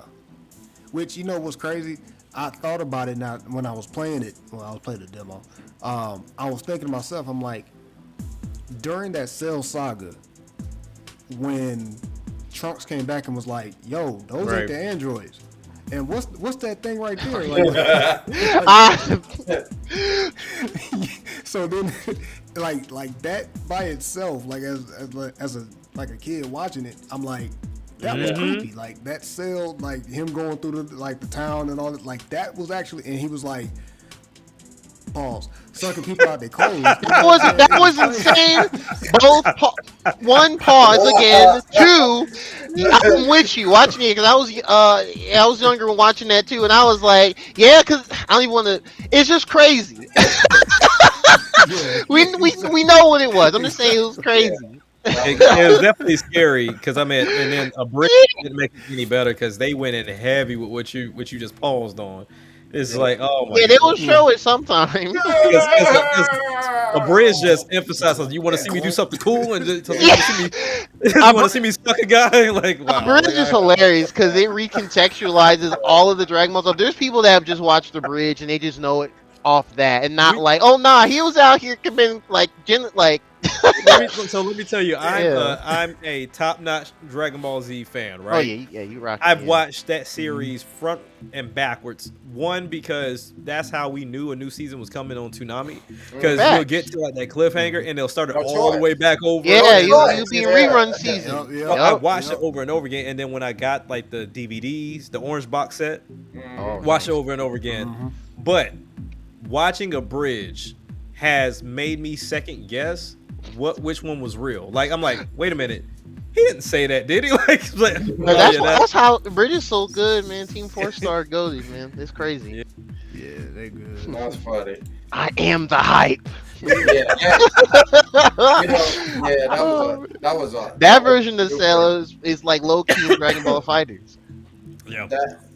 That wasn't a super pause. That was an ultra pause because he did have a sound with it too. It was like, Yeah, Yeah, they definitely did. I was like, okay, all right then. what you doing over there? Little Kimmy was just like, ew, but then older me is just like, Funk Flex, like, what makes you go with that verse? Like, yeah. Like a buff neck. Like, for real. My man's did not care who he was sucking up. Pause. Pause on all levels. Hey, Cell and Kirby, baby. Cell and Kirby. I hate Reddit. And it was crazy. He had that creepy Yeah. voice too. That Yeah. Yeah, they nailed his voice. nailed They They nailed nailed it, man. For He- for he a villain. season that had little to no fighting, they nailed. Like Cell is still my favorite villain. Yeah, but Yeah, he's my favorite as well. He was so diabolical and just kind of jumping around. But when he showed up, he Oh, showed it's out. about to be some trouble. Yeah, Somebody gonna, yeah. It's funny because he had the raspy voice when he was just himself, yeah. and then he sucked up a man. Pause, and then had the like manly voice. Yeah. I know, right? You suddenly the bass all of a sudden. Then he sucked up the woman, and then like he just turned into this version. he be I'm Cell. Hey, Biggs, I'm right there with you because as a kid, I didn't understand why. Like I didn't understand why they would reset it. And then also too, they would show like the Iron Giant 10,000 times. Oh yeah, they love. Oh, They yeah. And love so Cartoon I was like, Network. okay. Then after a while, I caught on. I was like, okay, if they're resetting this, then by the time we get back up to it, the new season will drop, Nope. and we'll be good to go. Or either what I would do is I would walk to Radio Shack because we had one that was like close by the neighborhood, and they would show like the new tapes that were there. Oh, that's Or my uncle, he would go and print out what was coming up. Mm-hmm. So like we knew what was coming up, we just couldn't see it because it was just all words because people will leak it because it was already in Japan. So they were like, "Oh, this is what's gonna happen next," and so we were already like anticipating Trunks and all this other stuff, man. So it was pretty dope. Yeah, we were way behind the curve. I know. I remember Way the behind. hype when they Yeah. finally announced that they was coming with. Now this is how bad it was. This is how you know we vetted in. So we got all the way up to the Namek saga, right up to the point where Goku shows up. Oh Yeah. man, that used to kill me as a kid. I'd be like, he's here. Rerun season. Yeah. It's like, ah! Then they announced- Oh no!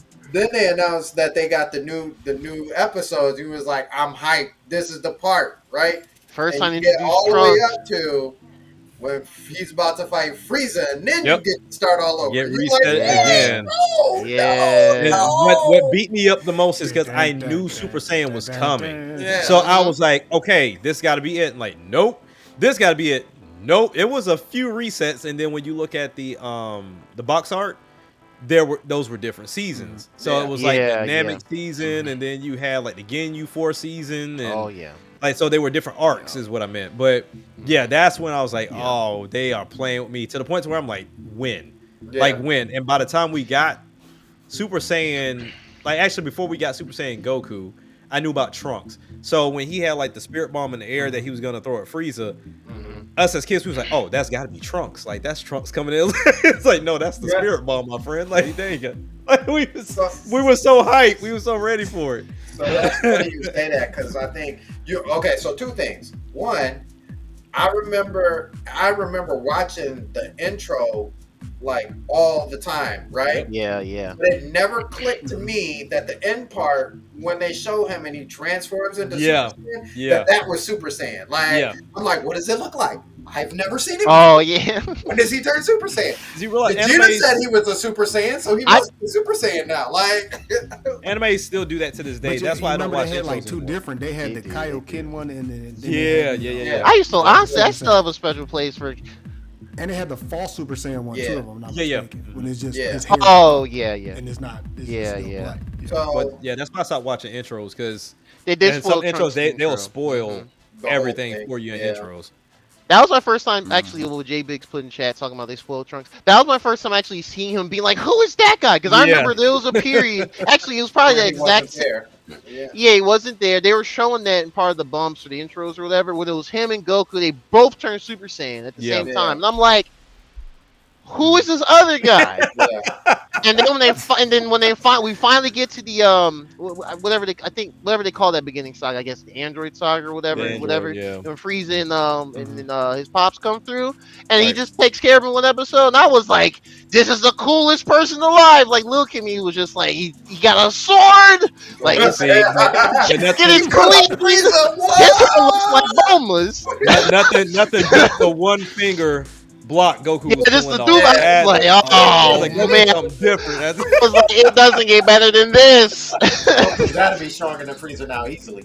No, Got so, to. so I got Oh, cheated man. though. I got cheated. So, right Yeah, after, yeah. Oh man, the L cut, I like to call it. 'Cause Right once he after- got that cut, he lost Bulma. He caught the L's. It was, The L cut.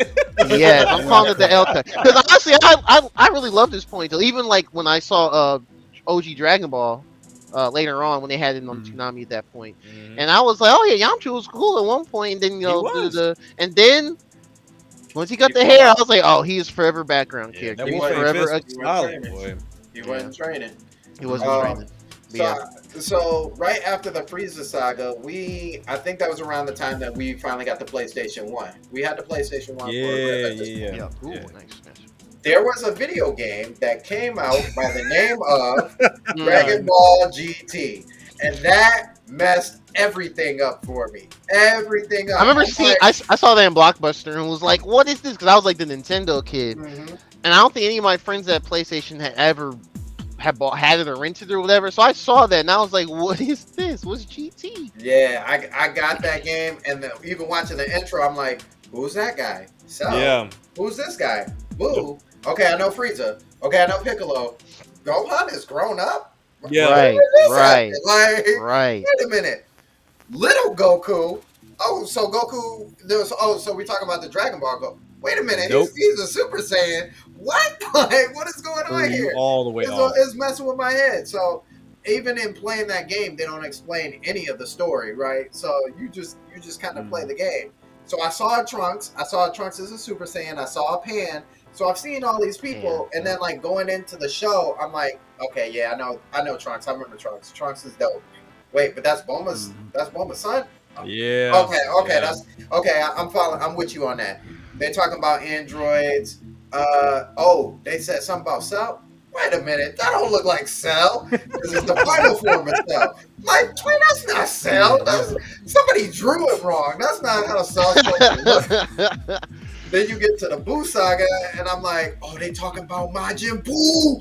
Oh, the little monkey dude who's going crazy. So then they finally show Buu, and I'm like, that's Yeah. not That Buu. Buu again? He's fat. Like, that's not the right. Yeah, like, that ain't right. They ain't messing this game up. Is this the same people? Japan better be mad at us because we don't make games like that. I got so lucky to have never really experienced that game because like I just experienced all of Z as pretty much what it was. I later start hearing I think when YouTube first came out, that's when I learned start seeing the actual Japanese version of it and hearing Goku's voice actor, and I was just like no back then, but yeah, I was just like no, this no, it just sounds it's weird to me. RJ, But now I'm cool with it. This is exactly what happened. As a matter of fact, it turned out even worse. Yeah. Because at least in GT, they had the right to keep Super Vegeta as himself with the hair and the suit. When I saw it in GT and he had that mustache, I was like, oh no. Yep. This is not real. Not my Dragon Ball. No, don't do my man's like that. And then he had the leather pants and cut his hair. And I was like, but I thought the original Saiyans could cut their hair. Yeah. I was like, all right. He did it. Somehow he did. He must have had Krillin's little. Bruh, they took all the lore out of the Saiyans. GT was weird. It was horrible. It was horrible. Weird. So, but yeah, we went way off topic, but that's okay. Yeah. Good conversation. But with that being said, I thought we were talking about Bluebird and the horror stuff, and y'all went into. I believe in Bloober Team. Y'all went into Breakers. Yeah. Oh right, my bad. Yeah.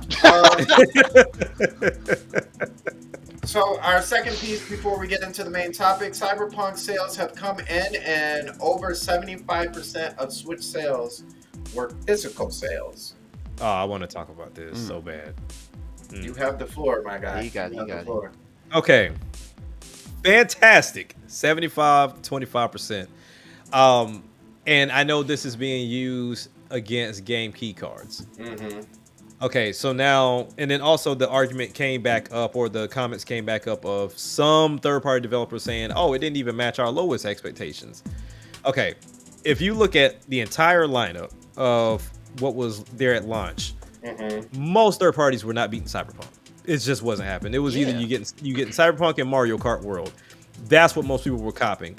And also, let's be honest, with the Cyberpunk side of it, most of those sales were probably very disingenuous, because there were like a lot of people saying buy this game because it's physical, not because you like it, right? Just because it's physical, right? So that's where like this could either help CD Projekt Red or this could hurt. Now, granted, they started off with saying, hey, look, we understand Nintendo's crowd likes physical, so, developers, you might want to pay attention. So it's like they're going in that direction either way. Mm-hmm. But if you see other third-party developers follow suit, taking a hit on using the 64 gig card and not getting that return, that's going to be a problem, because there's going to be a game that really most people are not going to cop, even if it's all on cartridge. But then when we look at what's been top PS5 for like the past couple of weeks has been Madden. Madden is game key card. Like so, Right. like This is it all fan depends on the sauce. game. So when I saw like 75%, I'm like, yeah, cool. But then how much of that was people that genuinely wanted to pick it up, like myself, which then in turn I got disappointed because we thought the mouse mode was like Metro Prime 4 to where it was on the fly Yeah. and it threw me all the way off. Was not the case. It was not the case at all. So I'm curious as into how much of that was I genuinely wanted to pick up Cyberpunk to play it, or was it the crowd of I'm copping it just so I can show Nintendo that we want physical. Mm-hmm. So that's where like this is cool that it worked out for CD Projekt Red because they even mentioned they plan to take a hit because they actually used the 64 gig card. But hopefully it works out for them. But I don't want this to get to the point of there's games that are top of the charts that suck because they're on the full card. So Yeah. I got a scary feeling this is where that's leading to by showcasing these numbers, and then on top of that, they showed us percentages. Mm-hmm. They didn't say how many they sold. Right. So like, did they sell a mil? Did they sell like 750,000? Like, how many did you sell? It's great that 75% was physical, but That's the question. what did you Yeah. sell? Yeah. We need numbers. Yeah, because all we keep hearing is it's the best selling third party game. Cool. What did it sell? Right. You're not saying anything to me. Not a Yeah. million, because they would have been said it by now. They'd be Oh, like, yeah, they wow, a definitely would've said it million by now. in the launch window or whatever. Or actually, Right. yeah, when we got this information, they would have said it there straight up. So it's clearly under a million. Yeah. So it makes me wonder too, because for one, like you said, so if I'm thinking about it and it's like, okay, 75% of my sales came from physical sales. One part of that is like, that's great, but when you look at CD Projekt Red, they got Witcher 4. Witcher 4 is their next project, right? And if you're talking about a game that, and I think they even said something about that, right? Like, don't be surprised if we eventually move over there too, just because we don't have, like, there is a limit on how much we can still fit into those cars. Right. So I think you're right. It kind of set people up for expectations in that kind of way. Like, oh, we expect them to always go physical, and that's not going to be the case. I'm telling you, it's not going to be the case. Yep. Yeah, So, and then in the long run, that's like, oh, well, CD Projekt Red said they were always going to. No, they never said No, that. they didn't. Nope. You just expected them to do that just because they gave you Cyberpunk for that. But I also do think that if they manage to get Witcher 4 on there, and I can't say yay or nay right now because we don't even know the file size There you go. Yeah. of Witcher 4, so we can't No be like, oh, it's too big for them to run because we don't know. We don't know, and we don't. And even in this next article that kind of talks about this, I'm not going to go deep into the next article, pause, but it's a little something like, if you optimize the game as you're going when you're building the game, then you won't run into the same problems as finishing the whole game for a whole nother system and then trying to go back and trying to take stuff out and trying to optimize it in that way. So I think if they keep that kind of stuff in mind, they may not have that kind of problem. And RJ, yeah, you're right. That's what they were saying. They said if The Witcher 4 does come to Switch 2, that it might be game key card or download the rest later. Me personally, don't have a problem with it. I already have game key cards. I don't feel or see a difference. I don't know if y'all think if you inject the game key card into your Switch 2, like it's gonna just start like bleed, like you gonna start bleeding profusely or something, like they didn't give you the right medicine or something. It's gonna make the rest of your physical games never work again. Yeah, I don't get it. Like everybody's fighting argument about game key cards is one day it's not gonna work. So play the game now then. Play the game now and enjoy the game. Or are you just gonna put it on your shelf and be like, one day I'm gonna pick this game up and decide to play it. You know what I'm saying? Like, enjoy the game now. I guarantee you down the road when you want to play it, it'll still be there for you. Yeah. Because you've already been downloaded the game. It's not like they can take the game away from you at that point. So it's a stupid. It's a very dumb argument that I feel like holds really no weight. Even T talks about, and I don't. So a lot of people, and I love T. That's my boy. But even like his argument of like, I like physical, you're still getting a physical card. Like that does not make sense to me. Like, Thank you. I want the game physically on the card. Okay, cool. Pop it in the Switch. You got the game. Take it back out. Same put it thing. Back in the box. Yeah. It's there. Downloading it. That's it is there for you. Now, if I can, real quick, Sandstorm, I want to ask the chat a question. How many of you in the chat still have games from the PS3 era, like PS3, 360, Wii era? I'm very curious, and the reason why I asked this question, and Sandstorm, in this case, you would be exempt, and I believe everybody here would be exempt because I don't think anybody here takes issue with game key cards. So when I ask this question, a lot of people that take issue with it don't even keep the last generation of games. Yeah, that's true. Like it's like, oh, but what if? Okay, well, what if your Switch 2 blew up tomorrow? It can happen. I don't like, if you're gonna live off of what if, just don't buy the console. I don't understand that, because let's keep it a bean. These next consoles from Sony and Xbox, you're probably not getting the disc drive. Sony is quote unquote nice enough to at least offer an attachment you can buy later. $80, and then you got to install something to use it. So it's like that's the weird part about it. But to your point, they give you an opportunity to purchase it because people say it's all about options. So now it's like, all right, cool.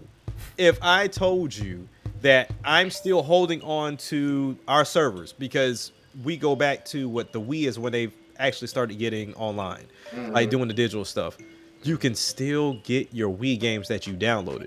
I think the problem with a lot of people, they want to always have the option to go back if ever they wanted to. And, you know, to me, like, there are some games I wish I can go and play right now. Like, I always talk about Blitz the League 2. That's stuck on 360 and PS3.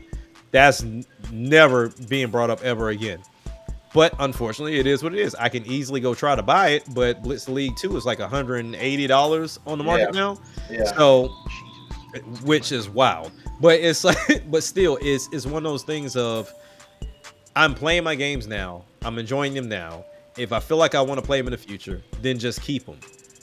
I'm not understanding where the game key card becomes an issue because of this whataboutism of Nintendo shutting down servers in the near future. You concern more about the Orange Ranger causing more problems about gaming than Nintendo, because Trump will cause more issues there. But I don't get it. Like, even if it was, and I've seen other content creators that are pretty big content creators that continue to buy into the whole I'm not buying game key cards because of XYZ. I want physical this, I want physical that. But then at the same time, they blame Nintendo for it. They say it's Nintendo's fault because they didn't offer enough options.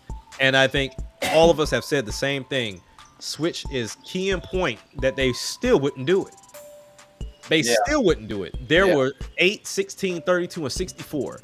Most of them bought the 8 gigabyte cards and made you download the rest. Exactly. I tell you that all the, like, anytime I see the nonsense on Twitter, I just say, like, hey, look, they're gonna do this again. Like, even when we do get them, you know, hypothetically, the 32 gig or 16 gig Switch 2 cards, if they even opt to do that instead of GameCube card, which I still doubt, they're gonna still do that. I mean, and then what makes it even worse, some of them will learn the hard way, or this not. Is the worst part about it. They just be mad for 8 years. You're mad at Nintendo, but the third parties, and you've seen the reports, the third parties applauded Nintendo for doing it.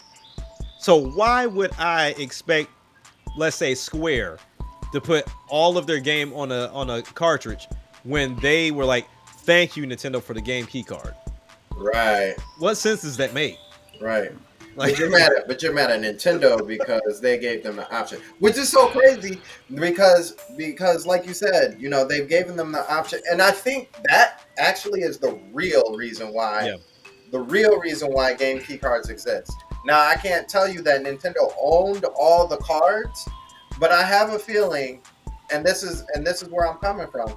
I have a feeling that Nintendo had access to the 60, the 8, the 16, the 32, and the 64 gigs during the Switch era, and was like, we have all these, like laid them out, like Jake the Jeweler. You know what I'm saying? I got Jake the I got a nice little selection for you. What you want? You want the 8? You want the 16? Oh, we got a nice little 64 over here for you. yeah, And they were like, nah, Doc, that's a little expensive for my blood. You know what I'm saying? yep. I really like it. But what's that 8 over there really look like? What's that look like? Oh, we can get this. That's juice 32 real is too quick. much. Yeah. Let me get. Yeah. As a matter of fact, I was really eyeing the 32, but like, I don't know, that 8 is calling my name. Let me go ahead and get the 8 real quick. And they're like, all right, do you want the necklace with it? Nah, I got a necklace right back at now. home on my own. I got a necklace. Capcom special. And, that's a nice little pendant, little piece for my thing. Like, all right, we'll go ahead and get you the 8. So that's what I'm saying is like, instead of opting for all of those big ones, and then Nintendo still, like, they're technically still losing money on that Yep. during the whole Switch era because they already bought those. Like, Yeah. if this is what you want, this is what you can get for it, and so instead they're like, you know what? Okay, but y'all, yeah, we made money, but y'all acting a little funny with our money, even though we like trying to look out for you. So instead, we're just gonna call it 64. We're just gonna call it 64, and that's gonna be good. And they were like, oh Nintendo, that just is a little too much space for us. You know what I'm saying? Which is wild if you really think about it, right? We have Blu-ray discs that get filled up because of how much space is on a game, and yet you talk about 64 and you're like, oh, that's a little too much. That's a little too much money for me. You're gonna have to give me a little. You're gonna have to work with me, Nintendo. Work with me, baby. Come on, work with me. Come on. Like, Yeah, I mean this battle was lost a long time ago, similar to what everybody's saying in the chats. Yeah. Like when you constantly say, okay, I want them to push, I want them to give me more, I want them to give me more, you're pretty much pimping yourself out the game. Yeah. Because now it's like, all right, games at this point, I think 100 is pushing it, but I say most games should be under 100 gigs. Like we should not be talking about games that high. Like my son has a Steam Deck that's like, it's the 256 gig one, and then I put another 256 gig card in there. The fact that what Star Wars Jedi Fallen Order takes up half of that, it does. it's disgusting. Like it's because all them cutscenes and uncompressed voiceover work and everything, just all them files. And like I said, like I'm all for gaming growing, but for every game to be in that 70 to 100 gig realm is disgusting. Like I don't even want to see the size of 2K when it pops up on the Switch 2 eShop. Yeah. I don't even want to see it. That's why they ain't showing it to you. Because it's going to be at least 75. Because Madden is 73, I believe. And it's like, more than. Goodness. Now, one I'm curious about is the Star Wars Outlaws. Like, how in the world did they get that down to 18 gigs? Yeah, and they went from that's higher down to the 18. So and that's a substantial drop too. Like that's a nasty drop. So I'm gonna look up how much that is on like PS5 right now, because I actually don't know. I was kind of surprised to see that too. Real talk. Do you think? And this is actually a real legitimate question. Do you think Nintendo was like, "Listen, you're doing it wrong.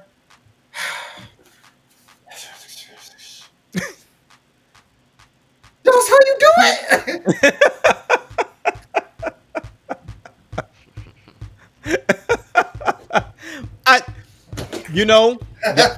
The only reason why I will agree with that a little bit is because Ubisoft has been working with them on like the Mario Rabbids series, right? Mm. And that article that came out from them that was like, Nintendo told us to hold off on the second one for the next console and we didn't listen. and so the game didn't sell as well. So now I'm wondering if they're like, Nintendo, all right, just so we can make things good, we're going to bring Outlaws, and we're also going to bring Assassin's Creed because we already seen it rated. Yeah. Can y'all please help us get this puppy down to what y'all be doing? Me. Help me, like get this down. Help me, yeah. I mean, if that's the case, good on them for at least reaching out. But you know, it's at the end of the day, everybody should be doing that. I think. Yeah, they should if they care. I think it's surprising, but I want to say, Jack, I bet you it's not. I don't think they're as stubborn as. I don't think people, so either. I think really, if you really did like reach out and was like, "Yo, this is what we're trying to do. Can you help us out?" Maybe like, we're gonna send somebody over. They'll be there Monday. Yeah. They'll be there Monday to check out what y'all doing. All right. Now, I don't know if you had already found it, Geronimo, but for PS5, Outlaws is 54 gigs. Yeah. How in the world did you get that down almost 40 gigs? It is. Yeah, it's interesting.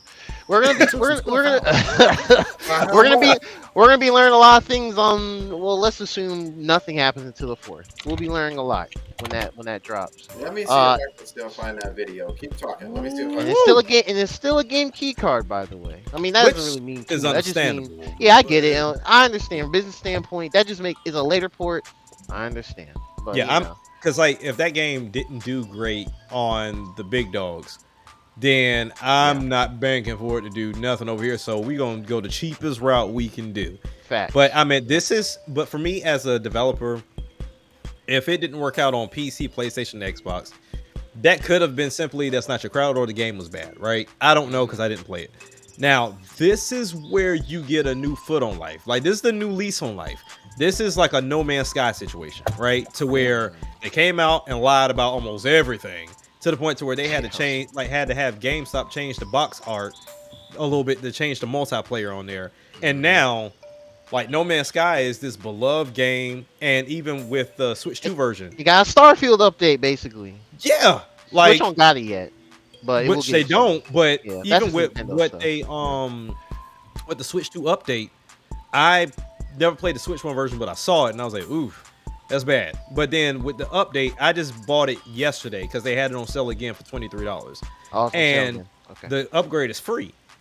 That is a night and day difference. I played No Man's Skies on both the Xbox and on PSVR 2.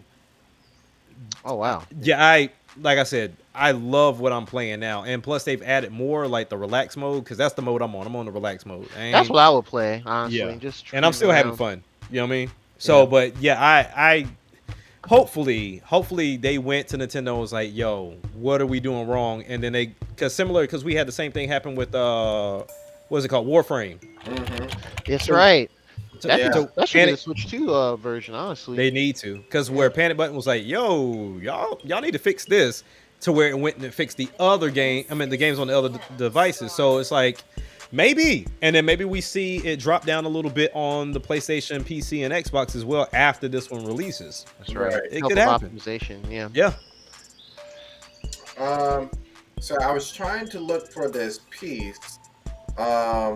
So I remember I was like, oh yeah, I wanted to show y'all this because nobody knew what I was talking about. And now that video has seemed to magically disappear. Was it in maybe it was in the original, I think it was in the original direct that we saw. For what? For Switch 2? To my Outlaws? Yeah. Yeah. We've only seen it twice. We've only seen it twice, yeah. Yeah, yeah. And then the people that are playing it at PAX West can't record.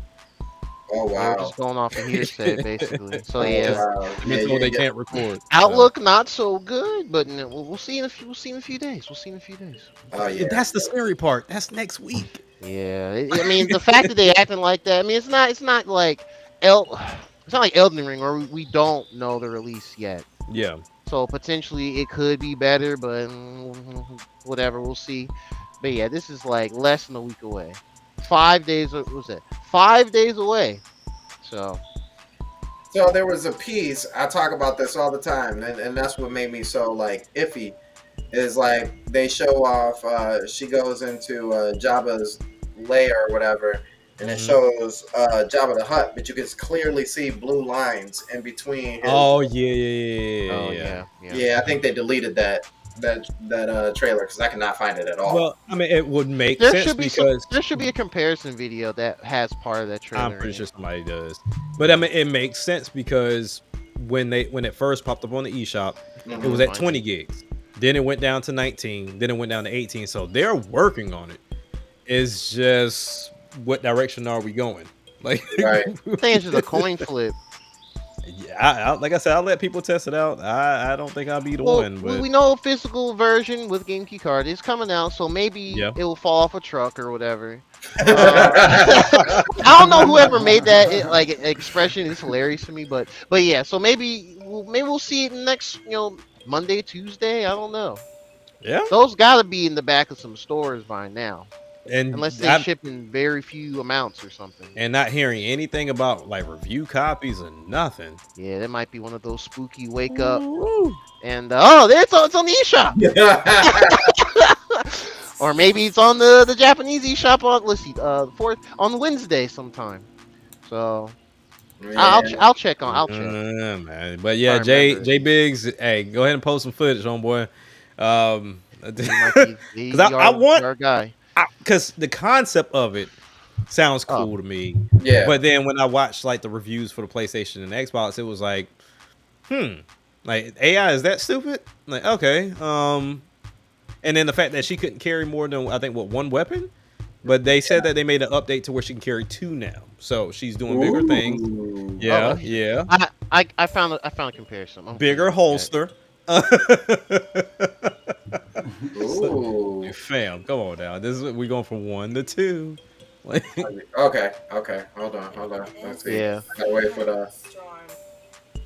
I recommend subscribing to this channel. They're on it with the comparisons. I will say that. yeah, but I saw a short of a comparison, And and then they got, of course, Nintendo of America has the developer featurette for it.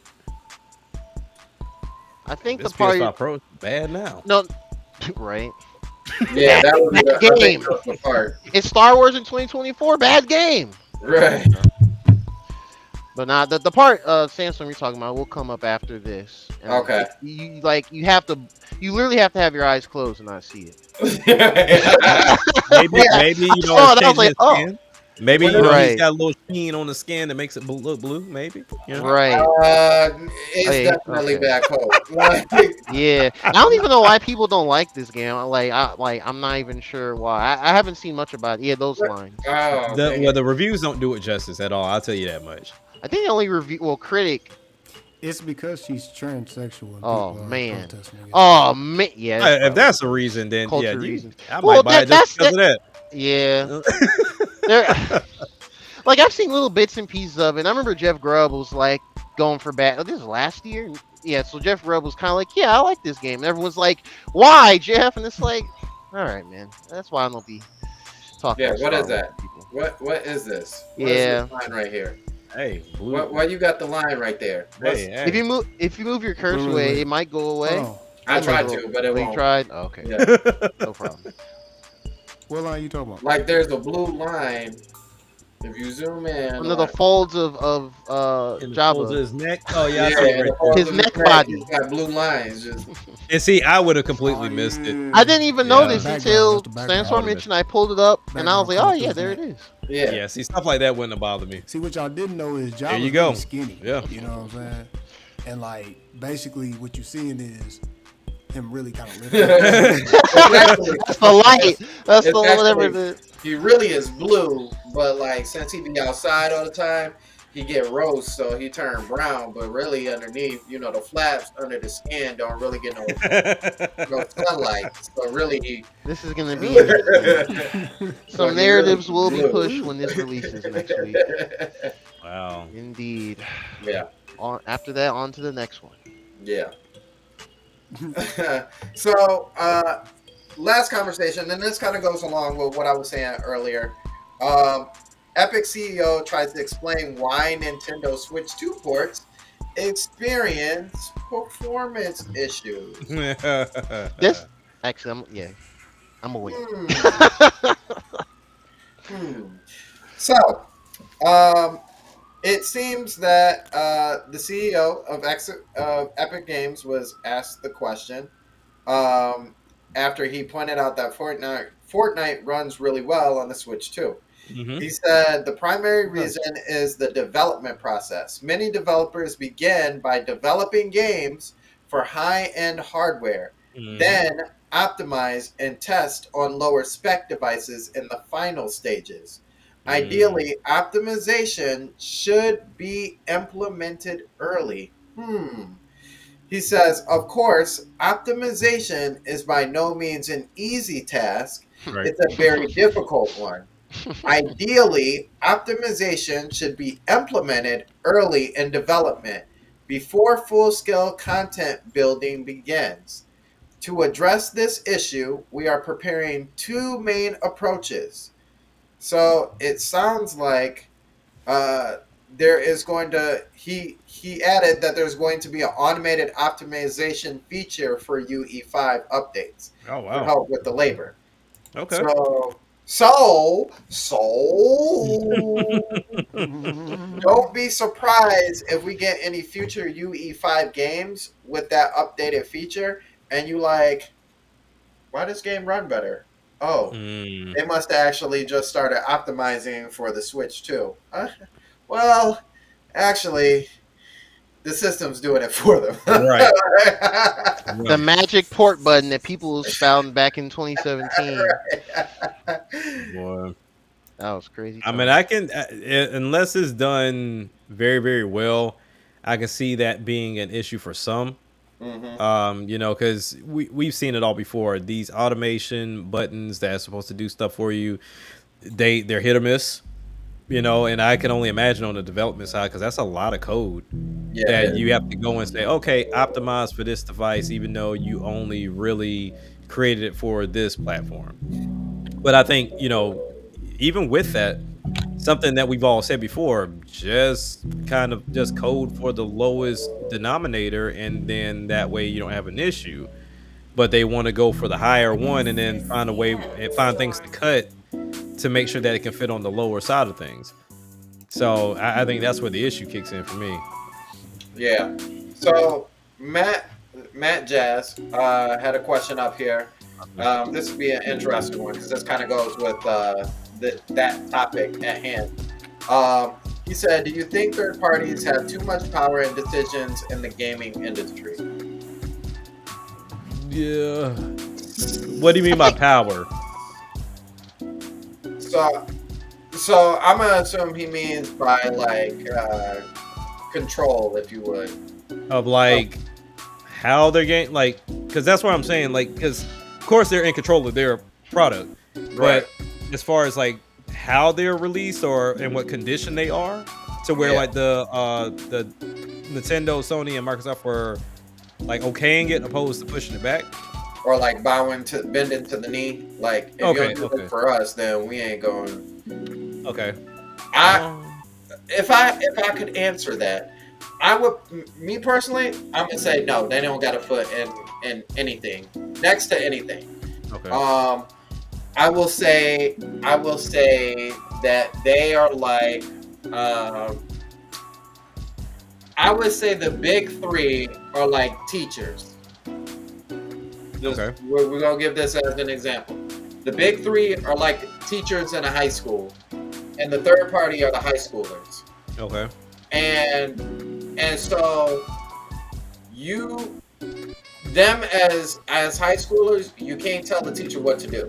Right. Like if you don't do this, then I ain't doing this. Okay, that's fine. Then you just ain't gonna get no grade over here.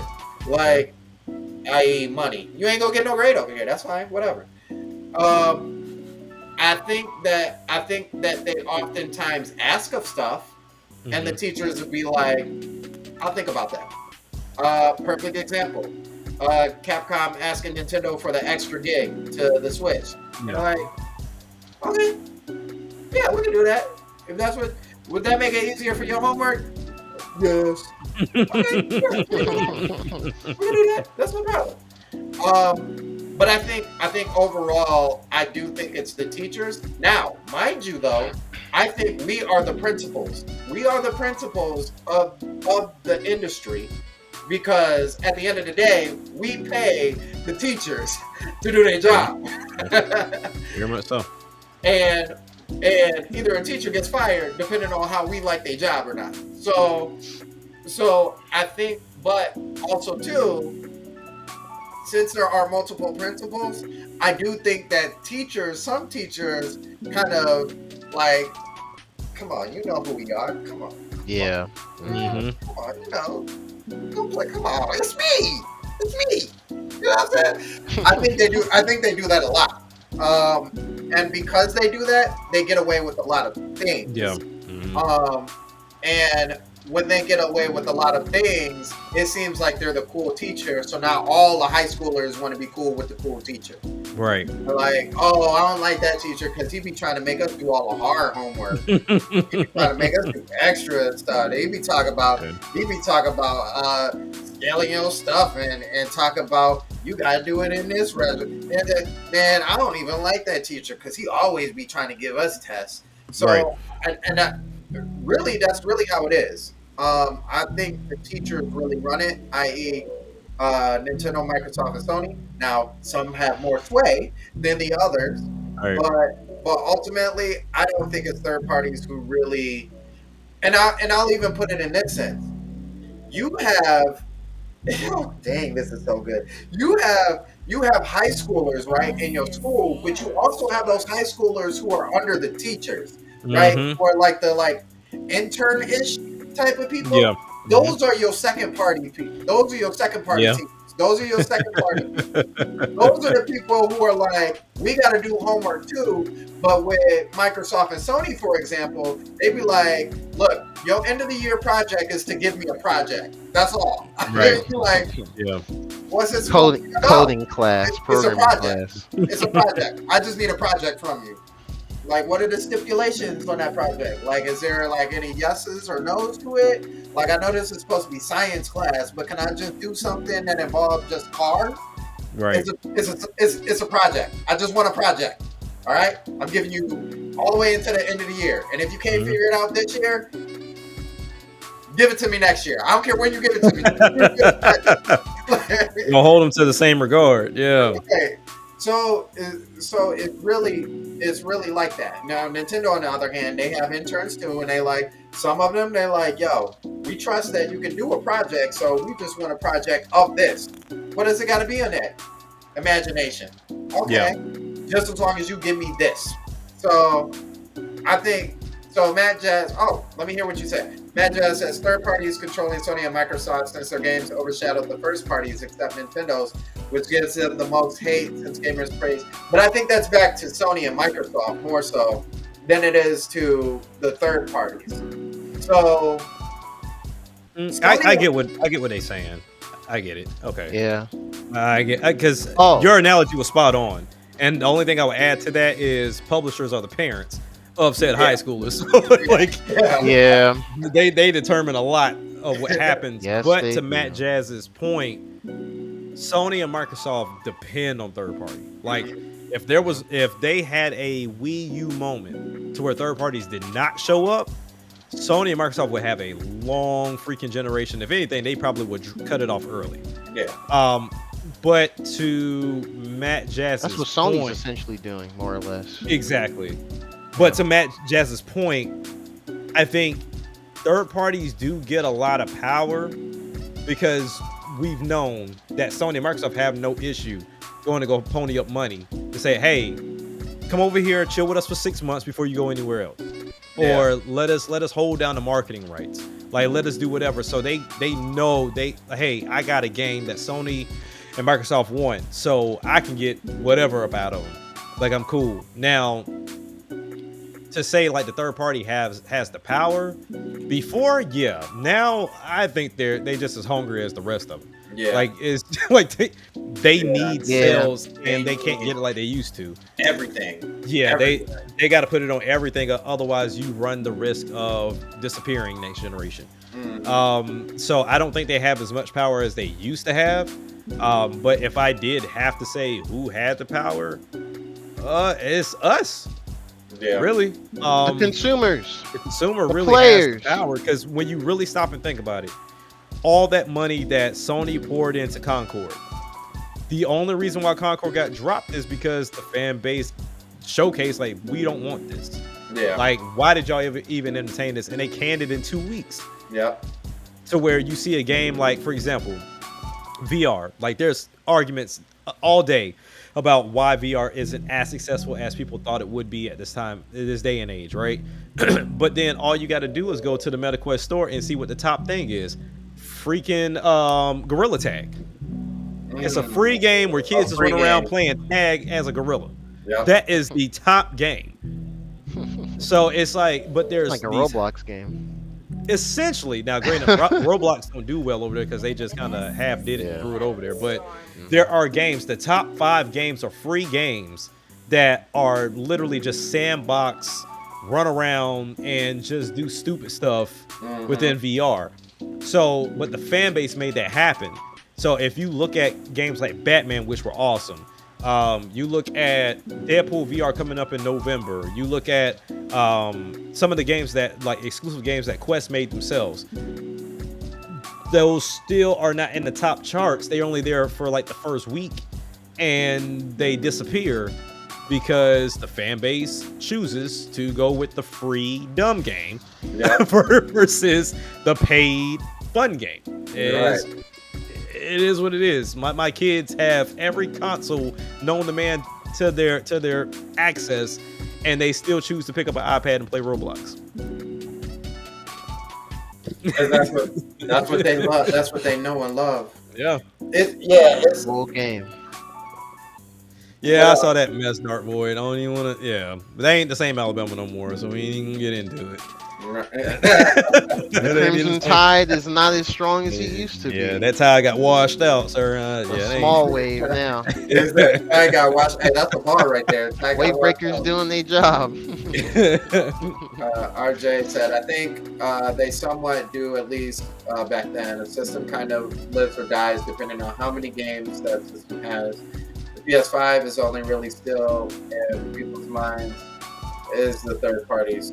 Yeah, that's pretty much where I'm at. Yeah, but that's not necessarily true for Nintendo. So, right, because they're kind of been outside of really pre-Switch. They've been really no, I'll say the Switch as well, but they've pretty much been outside of how that's been operating for third parties at Microsoft and PlayStation.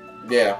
Now, Switch was very successful, and so far, Switch 2 is going to be a repeat of that in some fashion. Yeah. We see Nintendo's playing ball with third parties, game key cards. That was a big thing for them as far as the store shelf presence. That still can be a big thing to a percentage of us of gamers. Yeah. And we saw what happened with Microsoft. They've pretty much 100% gone full third party. It's just being weird about their first party releases when they do release. And Sony is essentially doing the same thing. They just find their own way of kind of explaining it to their player base. And so here's Nintendo with their system, still new. It's got DLSS. Some studios are still figuring it out or not using it at all. Koei Tecmo. So it's just kind of like, So it's an opportunity to find the new audience or whatever to help either port some of their other games or have releases that have closer parity and grow from there and get more money. And the way things are, a lot of people are still on PS4s and Xbox One. Yeah. Not everybody jumped ship, well, especially not Xbox Series, but not everybody jumped shipped on PS5 like that. I think it's starting to kind of catch up, but even now, Sony's like, so we'll tell these people specs about PlayStation 6 and portables, and they can spread it as like rumors or leaks, which I do firmly believe that that's how they operate sometimes. I do. It is. They have somebody. Oops, talk about it. It's like Digital Foundry, something Kepler or whatever. Here's the CUDA course this will have, and I feel like they be like kind of like touch and go. You know what I'm saying? Like here's the spec we Controlled coming up with. leaks. Here, get us the Digital Foundry and see what they think about it. I, Oh, I, these, I don't know. This seems kind of weird. This one seems a little not strong enough. Okay, they said not strong enough. All right, so what we're gonna do is, you know what I'm saying?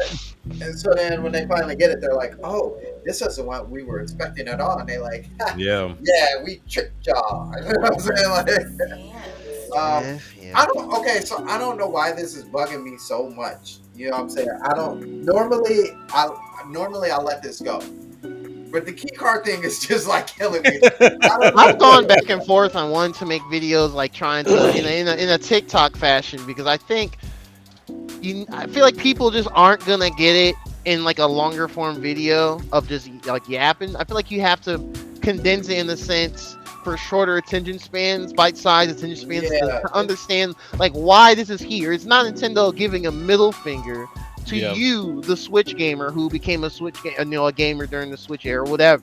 Yeah. Or you became an adult during the Switch era. Now you can afford multiple games, physical, whatever, on your own.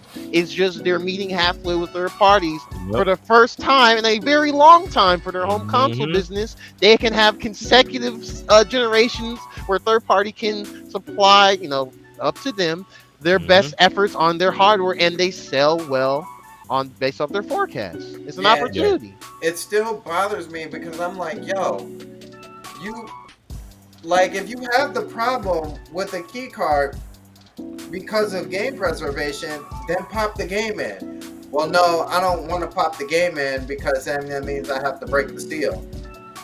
Are you keeping the game because you're going to sell the game later? Is that how that works? Because then you shouldn't have a problem because you're selling the game. Well, no, like I'm gonna play the game eventually, then pop the game in. And if you really want to, but I want to pop the game in, later and open up the. If you have the problem with the film, then pop the game in, put it back in the case, close the case. Learn how to put saran wrap on your cases again, because there are places you can get it done. There are places, if you really want to, buy. There you go, buy 2 copies. You know what I'm saying? Is it really that? And like, if you just are keeping it for a collection purpose, then real talk. If I'm being completely real, then why would you care if there was a game in the case in the first place? Because you're never going to open up the cellophane behind it. All you're doing is looking at the case. So really, you should have just bought the case if that was the real problem. You can just go to Google Images and search blah blah blah cover. And then just, wow, there it is. Making your wallpaper on your computer. You can make it on your phone. You can look at that beautiful art anytime you want. Yep. Well, the one thing too is like for the key cards later down the line, I think that's going to have more of a resale value because it's so rare that people bought it or still have it wrapped up.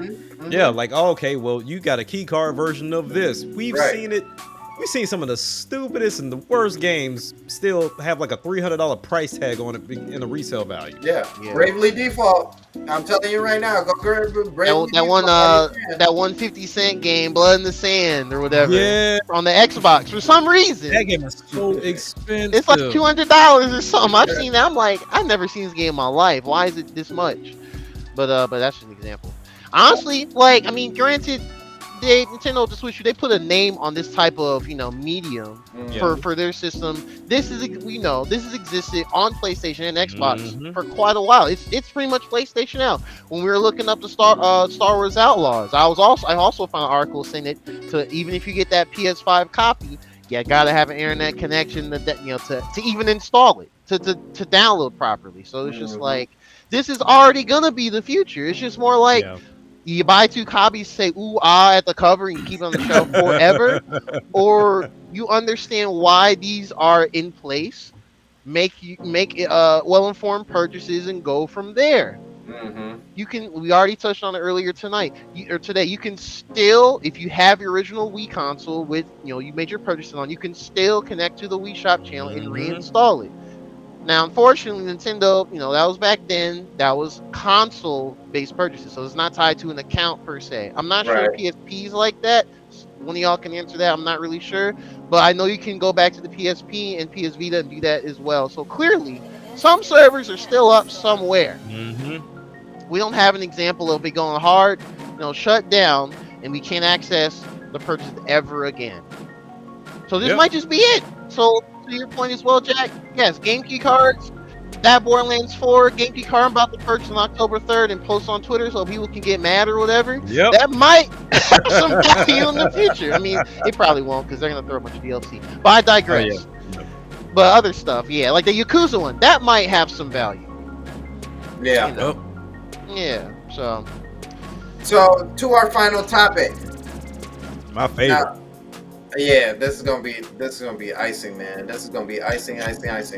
So, Oh man. and Geronimo kind of talked about it a little bit, Yeah, but plant the seed. it sounds like, let's put this on pause real quick. Mm. It sounds like the rumor this time around is that the PS6 is not a separate device, but it is a handheld-like device that may come with a dock. Now, I don't know about innovation, Greatness awaits. but I do know about reimagination. Yeah, greatness awaits for somebody else to do it, and then they copy it. So it's like they about to outsell the PS2. Nah, make the PS6 a portable. Get one of them docks from R&D from our Sony hardware side. Do it. I said do it. Man. Take the Blu-ray players and form into a dock. Do it now.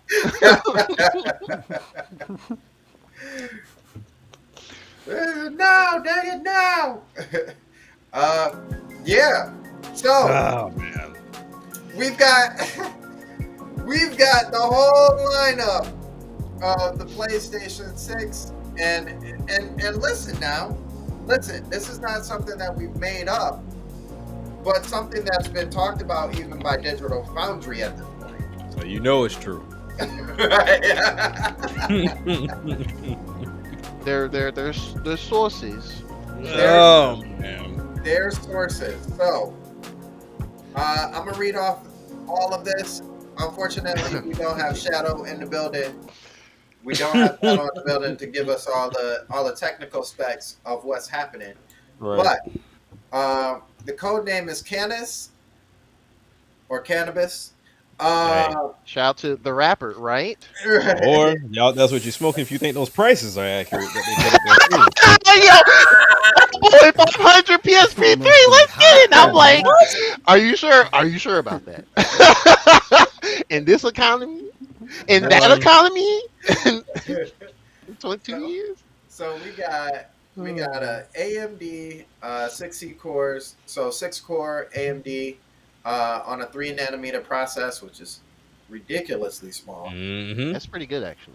We've got RDNA 5 graphics with 16 compute units, running at 1.6 gigahertz. This one seems, I don't know how I feel about this one. The RAM or memory is 48 gigs LPDDR. that seems, Half of that's gotta be for the OS only. you know what I'm saying? Like For 48, Spotify built in, for 48 whatever else gigs? they got. 48 gigs, like That's stuff. the PS Like that seems like a. I actually didn't know about the 48 gig number. That's a joke to me. That seems like classic internet hoax tier. Like that You know what seems I'm like saying? somebody just is like they trying to find out who's leaking stuff. that That's like a seems plant. ridiculously unlikely. Like, That's too many gigs. listen, because the PS5 has what, 12, and the Pro has 16. Mm-hmm. Yeah, sounds about right. The It's most at least logical, 16. the most logical spot to go to, because this is where all the other handhelds are going, is 32. Like that's where they are now with just putting 32 gigs. You don't really need more than even like your own PC, like a Windows PC. You don't even really need more than 32 gig unless you Yeah. processing a lot of stuff over there, and that's not Right. even related to gaming. Yeah, 48 gigs. That's jokes. 48. Like, That seems like a joke. No, folks were like, "That's a big number. It must be better." yeah. There you go. Like, even to put into context, like 12 gigs of RAM is like, we're talking a console now. Like not even a full-fledged needing an operating system behind and doing all these other tasks behind it. 48 gigs? Yeah, Nah, I believe it when I see it. right. That's not. We're not gonna see it. Like what? Yeah. Just like Jazzy said, flopflation. Yeah. Yeah, like that's. It's gonna be. You know, I can see being half of that if they want to go crazy. Yeah, 24 to If they want 32 to go sounds crazy. about right. And Yeah. then like 12 gig is usable for games or something. Whatever. 16 usable for gaming. Whatever. Yeah. Yeah. That's still. And what was supposed to be like the memory size for that thing? The memory size is, let's see. Okay, Better not be 1 terabyte. Yeah. No. $500. Yeah, all right. Yeah, at $500. Ain't that wild? All Let me right. see. Core, Soldier Boy. RDNA 5, How the fuck? GPU, backwards compatible, I micro. stole my whole flow. I was the So first here's system. another thing that I think is also really interesting. I don't see where like the memory size is. Okay. It hasn't said. This is also something that's very interesting, and I'm wondering like why nobody has talked about this. But it says micro SD, Yeah. where Nintendo is using micro SD Express. Mm-hmm. That's actually interesting. I'll No, let you finish reading. Actually, yeah, continue. I don't want to Yeah. interrupt. Go ahead and continue. Yeah, that's interesting. So let me see. Haptic vibration, dual mics, and a touch screen. Manufacturing is planned to begin in 2027, possibly releasing the fall. No, you can't do that. Manufacture in mid 2027 to release in fall of nah. You super late to the party at Yeah, that point. nah.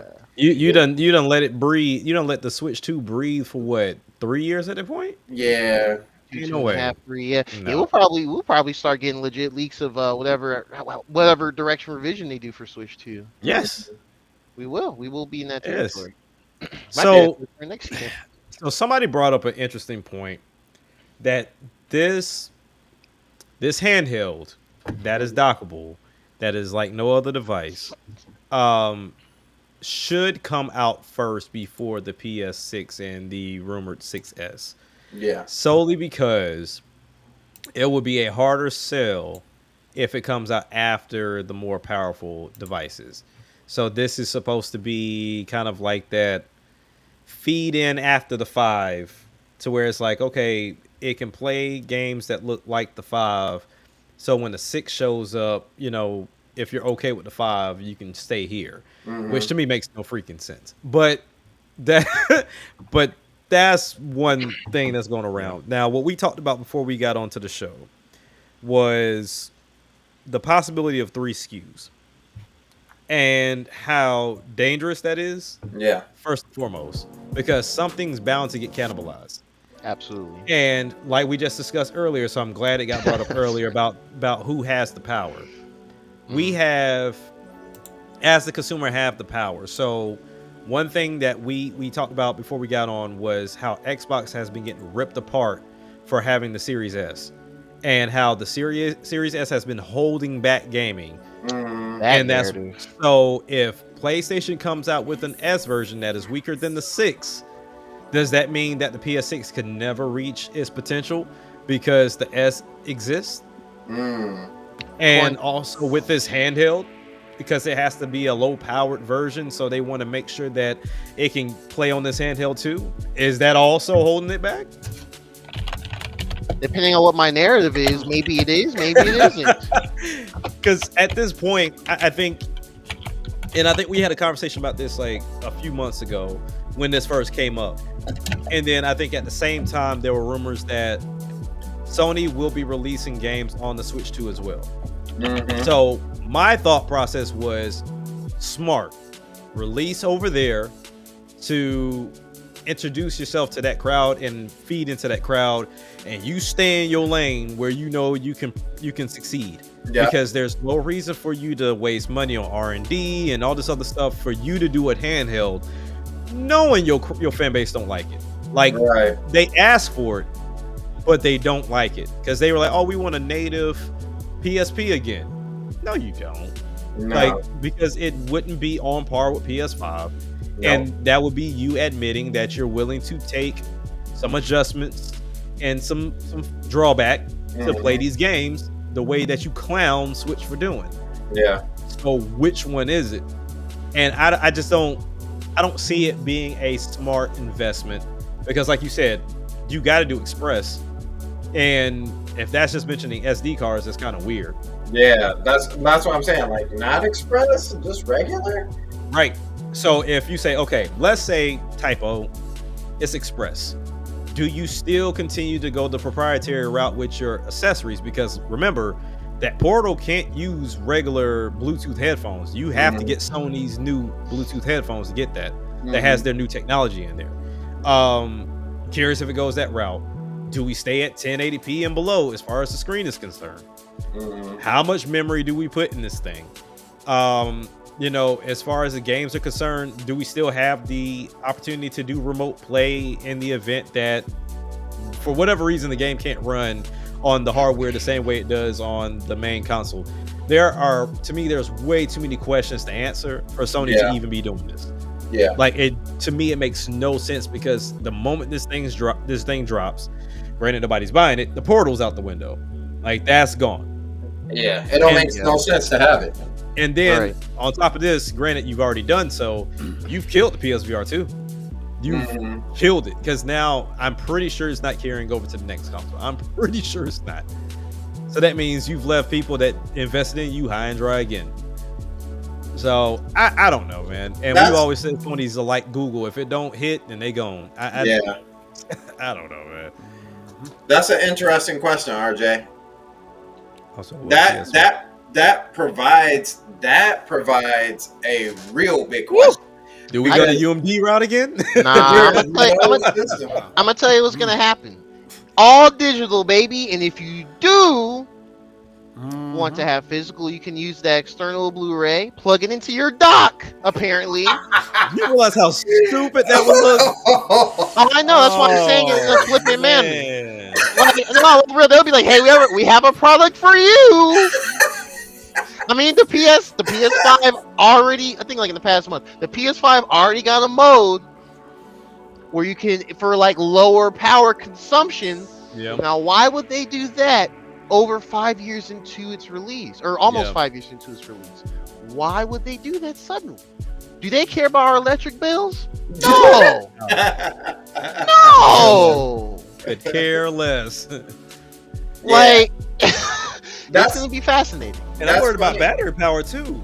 If the controller can last for 3 to 5 hours, what you think the handheld gonna do? The Switch 2 lasts longer than the PS5 controller. So I'm saying, come on now. I can get a cool 2.5 hours out of that Mario Kart with a lower screen brightness. But like, yeah, it's interesting, man. Yeah, I think there's so many like things to really like kind of question on that piece, right? So you're looking at an entirely different system, and we talked about this. Me and Jack talked about this a little bit behind the scenes. I'll talk about that piece in a second, but so you're looking at like, what is the proprietary going to be as far as that goes? Because one of two things has to happen. Either it'll have to be all digital, which means they have to get their online infrastructure right to be able to handle all digital, or it's going to have to be game key cards between both of the systems. And I don't see a PlayStation 6 being like, hey, guess what we got? No more discs, because then that eliminates 5, 4, 3, 2, and 1. Like, you would have to start all the way over. So, and you're not doing that. And do they give you a slot on the side to be like, you can buy this as a Blu-ray or as a GameCube card? No, that's not happening. You can log on to our PSN, go to our PlayStation store. if you buy both of them, if you buy the Blu-ray and the GameCube card, it'll give you extra powers. Just slide it up in the cartridge. You'll get load times like no other. It's called dual reading. You're like, yeah, they'll make up a term for it. Yeah, they definitely will. They definitely will. Double processing power. That's what we call it. Wait, isn't that something means something else? No, it doesn't. That's what it means. But yeah, I think those are things that are really kind of concerning. Now, on the other side of everything, Sony is a very interesting company. Yep. Um, they when people talk about innovation, I don't feel like Sony's in the conversation. And I wasn't just trying to rap right there. I was There you go. Bar. like there's something. So I think I wholly believe there's some things that Sony does right. Don't get me wrong. I'm not a Sony hater. I just wish they would do. I wish they would be the old Sony. Sony is great. Bring the old Sony back. You know what I'm Oh saying? Like the Man. old Sony. They were a big. They were a big Bro, name. Man, I need you to explain no, yourself on that one. no, Old I Sony. need don't Bring you. the do that. old. Don't They do were a Bring the that. bigger old name in classic like Sony sound back. home entertainment side, but that is long gone. You ain't Like, giving you ain't Hey, giving no love to the people who paved the way. You know what I'm saying? Like you think it's all you. It ain't all you. It ain't all hey, you, man, get that Sony. Drake off of It ain't them, all you, man. Sony. You know what Get that Drake off of them, man. Nah, I'm saying? think of No, they're not another that one. heavy. Nah, They're you not can't that put heavy. Drake on. But I think I think they've gotten to a point that I think the team has gassed them up to a point where they think they are like no miss Sony. You know what I'm saying? Like we don't ever miss anything that we drop for y'all. But realistically, I do think they are in trouble. Not Yeah. not because the consumer. I would even say because the consumer really doesn't know where they're about to go or what they're doing. Hmm. Like we can expect back in the day, the PlayStation 1, the PlayStation 2 was going to be more powerful. It's got a DVD player. For Cool. sure. Yeah. PlayStation 3, we went into the HD era. They did it with Blu-ray. the cell processor and all that other stuff, but you got the Blu-ray. Okay, that's Hmm. cool. The PlayStation 4, we got a more powerful PlayStation 3. Okay, that's cool. The PlayStation 5, we were supposed to well, you know. 8K, Things were 60 supposed to frames per happen that second. didn't happen. Return of the Okay? 8K. So now we're in this spot where it's like you've given us all the buzzwords that we wanted to hear, and Hmm. those buzzwords aren't translating really to anything. So like, are you waiting for a new buzzword to approach? Because it's actually not. Honestly, it's actually not Sony and Microsoft who come up with the buzzwords. It's really AMD and Nvidia who come up with their Yeah. buzzwords. Hmm. And when they throw out buzzwords, then Sony and Microsoft latch onto those buzzwords like, yeah, our next system has that. And you're like, oh, okay. So I am getting the new features of what Nvidia and Microsoft are talking about. I'm getting the Hmm. latest technology. Nvidia nor Microsoft or Nvidia nor AMD have talked about any new buzzwords No. outside of the AI that they already have. Yeah. Hmm. So, and now you're really fastly approaching what should be the next generation for you. Your last generation didn't work out because the buzzwords didn't hit and still aren't hitting. Mm-mm. And it's funny because even on Nintendo side, Nintendo has even talked about ray tracing, but how many times do you even hear Nintendo talk about we added ray tracing to this game? Right. Or ray tracing is coming to this game. Or even in the developers, like we've got ray tracing in this game. They don't talk about it because it was never a buzzword that really hit like that. So so now it's like what do you as a company do? And this is what is so funny about this whole situation is that Nintendo let you boys try and go in a fighting match, sparring match with each other, trying to show who had the biggest muscles, and they were like, okay, but we don't have to use the grunt. All we got to do is use the brain power. We're gonna fall back onto something that worked for us for forever. Hmm. Handhelds. Yep. And when the time comes, best believe we would make this handheld accessible everywhere. We Hmm.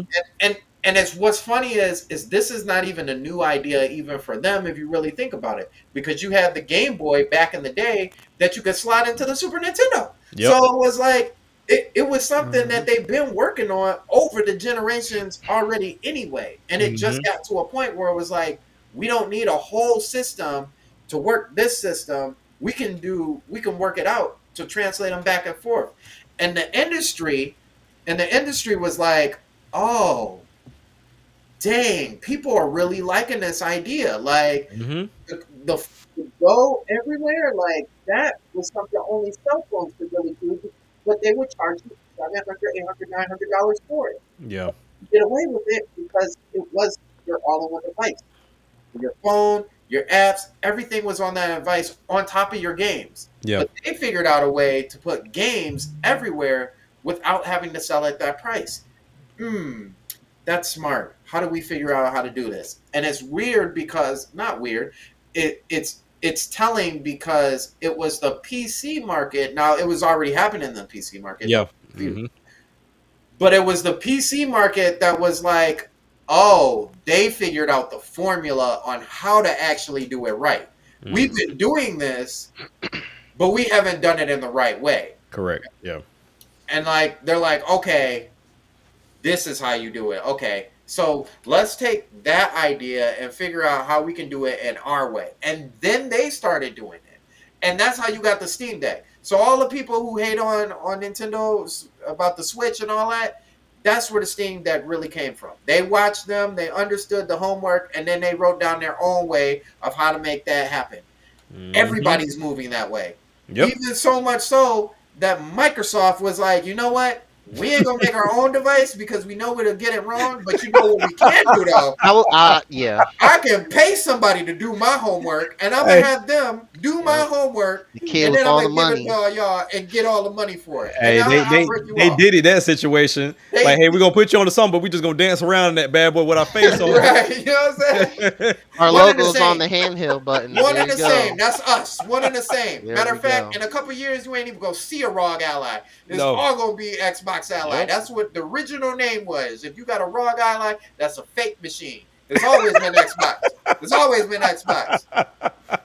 And so everybody is over here at the party now. You know what I'm saying? And for whatever reason, it's like Sony was still over there. Like everybody's over there playing, and Sony's like, yeah, I'm still beat you up. Yeah, I'm gonna still beat you up. And then they like realize they ain't fighting nobody. Like they're just shadow boxing over there. Where did everybody go? They find smoke and mirrors. What? And they turn around and they see that everybody is on the handheld business, and they like, guys, wait for me, wait. That's what's happening right now. Yeah. Like if this is all real, that is exactly what happened. Mm-hmm. Nintendo finessed the whole entire industry. Not just the console industry. The long game. The whole entire industry into realizing that handhelds was the future of gaming. And what's crazy is that it's not because and this is what they've been saying the whole time. It's not because of the power. Mm-hmm. It's just the fact that we can get you to play the games everywhere because that's what you want to do in the first place. Yeah. We don't need the PlayStation 5 level of power, and we've already seen the Switch dance back and forth in slow motion with PlayStation. We've seen it dance back and forth with the Xbox Series S, and Microsoft was honestly smart for that. Now, do I think that Microsoft and Sony or Microsoft and Nintendo was like, hey, this you know what I'm saying? Just keep us in mind, you know what I'm saying? Just don't leave us. Yeah, I got you, dog. You know what I'm saying? Like, I don't think they did all that, but I also think that worked in their benefit, and they was like, ooh, dodge the bullet on that one. You know what I'm saying? Like, right. Because of that, you can still have a console that they can make as an entry level from Microsoft to work this way and be okay. But Sony, if Sony tries to do the power thing again, I'm telling you this. It is not going to work. Like it's not going to work. There's no amount of fanboyism that you can be like, yo, this is the most powerful console out. I don't know why y'all not playing on this. Blah blah blah blah blah. Because most of the people by that time, especially now that Microsoft's over there too, is gonna be like, but guess what I can do? Click. All right, I'm about to go to the car and play this. You know what I'm saying? Like, you're not gonna do that. You won't be able to do that. Now, if it is true, expect fanboys to pretend like none of this happened. Like Right. none of this at Yeah. all happened.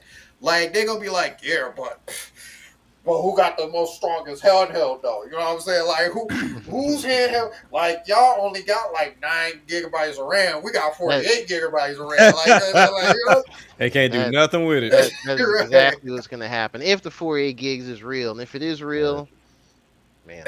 I'm just saying, like it's crazy how Sony wants to be Sony. Okay, I'll give you a better example. This is actually a really good one. Sony is like, when it comes to dogs, Sony is like a husky. Sony is exactly like a husky. Now, if anybody has a husky, you'll know what I'm talking about. Sony loves to hang out with you, play with you, show how strong they are, how powerful they are. And when you walk a husky, right? When you walk a husky, the husky always wants to lead. Mm-hmm. They want to walk first, right? We going there. Look, listen, my boy. We finna go up the street and we finna go to this gas station real quick. I'm finna go pick me up a Coke. Sony like, you know what we about to do? We about to go pick up a Coke, my boy. Yeah. And then they lead the walk-in. But every time they lead, it's like, I'm the leader. I'm the leader. I'm the leader. I'm taking us to go get the Coke. Understand what I'm doing. But then they look back and like, are you still following? All right. I'm leading right now. It's all me. Listen. Don't stop. Don't slow down, because you know I'm strong. We going this. Did you still follow me? Right. Right, gotta look back. Like, You know what I'm saying? Like, but a little too close. that's not to dog them, all puns intended. But it's to say that I feel like they start going on a roll, and they keep rolling, but they don't really understand. Like, we really need to pay attention to everything that's going on, not just our own fan base. Right. We get so caught up and focused on, okay, our fan base loves these wars. That's our fan base. Our fan base loves the wars. Yeah. Our fan base wants to prove that we're better than Microsoft. Our fan base is looking at how much power and how many games and what's running better. That's our fan base. But the whole industry is like, that's not what we're really focusing on. Right. What we're really focusing on is optimization and fun, and how can we get these games into everybody's hands. You notice Sony was the last person to be like, between the two, was like, yeah, I think we're gonna put the games everywhere too. Like, because they were so focused on themselves and they weren't making that money. And now everybody's like, we got handhelds, and they're like, yeah, I think we just gonna do a handheld too. It's like, well, remember they halfway did it before this one with the Portal. Yeah. Yeah. And they and even to Jack's point, they also tried to tweak it so they can be like, this ain't really like a handheld. This is really just an add-on. But like, if you really wanted to, you know what I'm saying? You can like use your Wi-Fi connection, and you can still play like your digital game. So it's really like a handheld in that way, but it's not really a handheld. You know what I'm saying? Like, see, this isn't their first time doing this crap, though. This ain't their first time doing it, though. Because remember the Wii? They essentially took a PS3 device along with that PS2 iToy and was like, VR!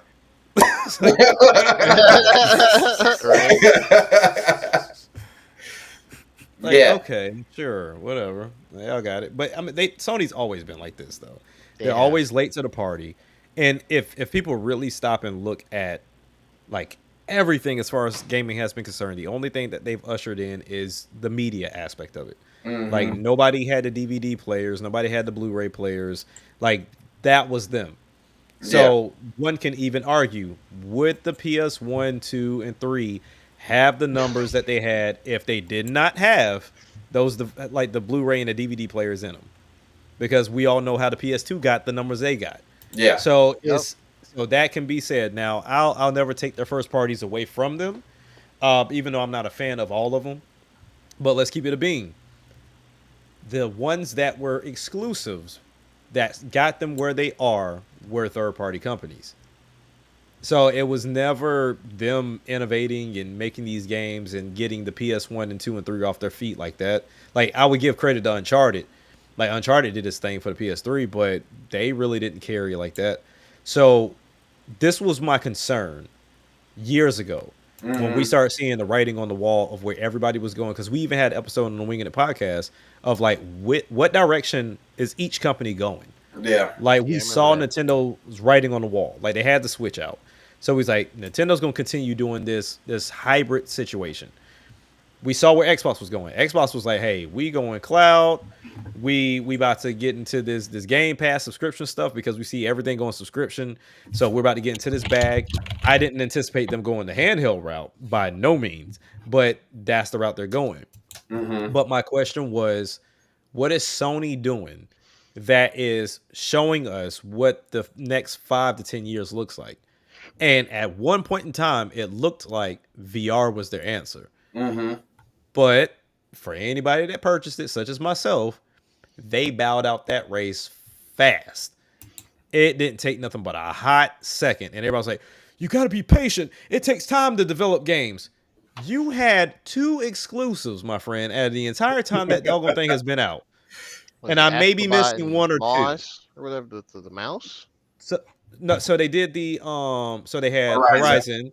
They it's had about PSVR PSVR 2. 2. Gotcha. Yeah, yeah. Okay, gotcha. Gran Because they had the Turismo. Horizon. I Right. wouldn't even count Gran Turismo. I Yeah, wouldn't count that. that's like an update. So they had a shooter, they had Crossfire, Sierra, and then Right. they had like the roller coaster game where it was like supposed to do jump scares and you gotta like shoot and all this other stuff that they had Well, I on the didn't know original about that. PSVR, but then they just made a different version for the PSVR 2. Mm-hmm. So, and then your biggest hit from the PSVR, you made it a flat game in Astrobot.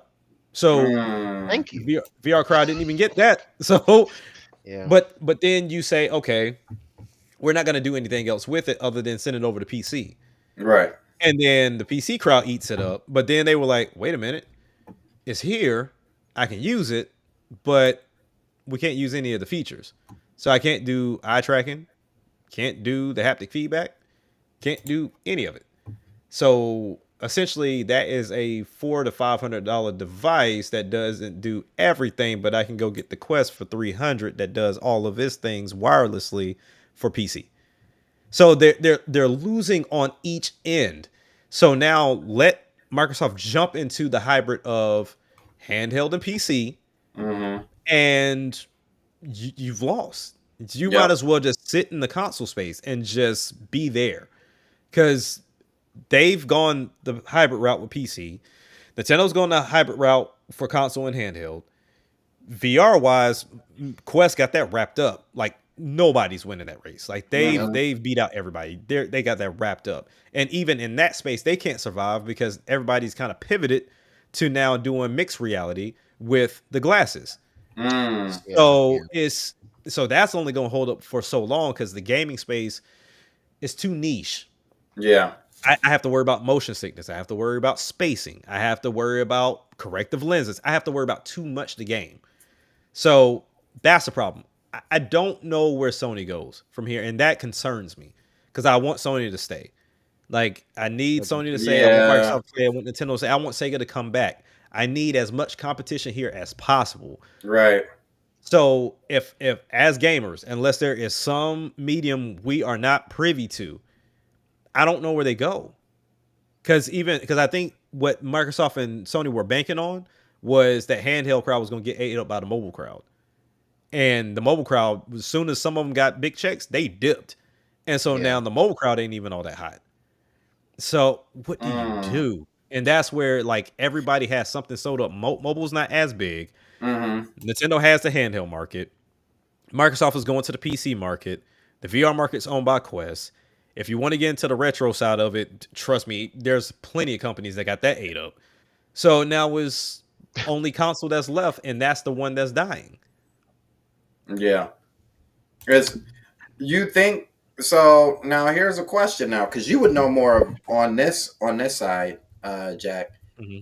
What if this device, looking at all the specs, and I'm not saying that you know what all these do, But looking at all the specs, would this possibly make better for an AR device?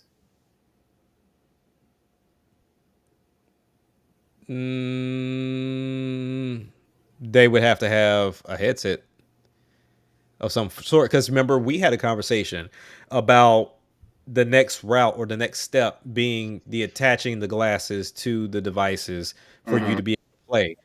Now, once again, Sony would be the one to do this. Yeah, Microsoft, love them, but no, Nintendo's not in that realm. yeah. So Yep. if they do come out with this handheld and they say, oh, by the way, we got a, I don't know, $150 to $200 pair of glasses that reads wirelessly with this thing because they only talk to each other. So Yeah. you can have a 120-inch, 150-inch screen, and you got the speakers to where it's surround sound. Um, the glasses lag free, and you can play in the handheld where you don't have any neck issues and everything. Mm-hmm. That could kill. That could kill because that's where everybody's heading. Because I think what Rokid just showcased their new AR glasses that are affordable. Yeah. The only downside to them is you still got to have stuff plugged in. And while everybody, if you look at most content creators, they're like, Mm-hmm. oh, I'm playing my Xbox or I'm playing my PlayStation on this big screen. How many people got their PlayStation and Xbox sitting right next to them? Right. Right. It's not common. So the only device you think about, Switch, Steam Deck, ROG Ally, which can actually sit next to you. But the problem with Switch is you got to have another piece to it because for whatever reason Nintendo won't allow that to happen without some type of gateway. But Yeah. um, No, you ain't getting in. No. no, you're not getting in that. They did the same thing with the Switch. Yeah. Yeah. So if you look at this, they have to find a good way to pull it off because you already got 3 or 4 companies that are 3 or 4 generations ahead of you. Yeah. Because you got Virtue, you got Rokid, and then I think you also have what's the ones I'm thinking of? There's another company, Virtual. I think their name Mm-hmm. is. They're already on third or fourth generations, to where they already got pro versions that no longer need those boxes anymore, to where you can plug it in directly and everything works smoothly. To where if you want it to follow with you, you can. If you want it anchored to where you can look left and right and just look straight, you can. Like you could put it in a little small box just in case you want to see something around you. You can. Yeah. It's Hmm. already there to where the ones I have, you have to put the blockers on, but Mm-hmm. now they got it to where you press a button, you can just dim them like by levels. Yeah. So they got a lot of catching up to do if Yeah. that is the case. But if it, and then you run into an issue of it being proprietary too. So if it only works with this device, Yeah. That's true.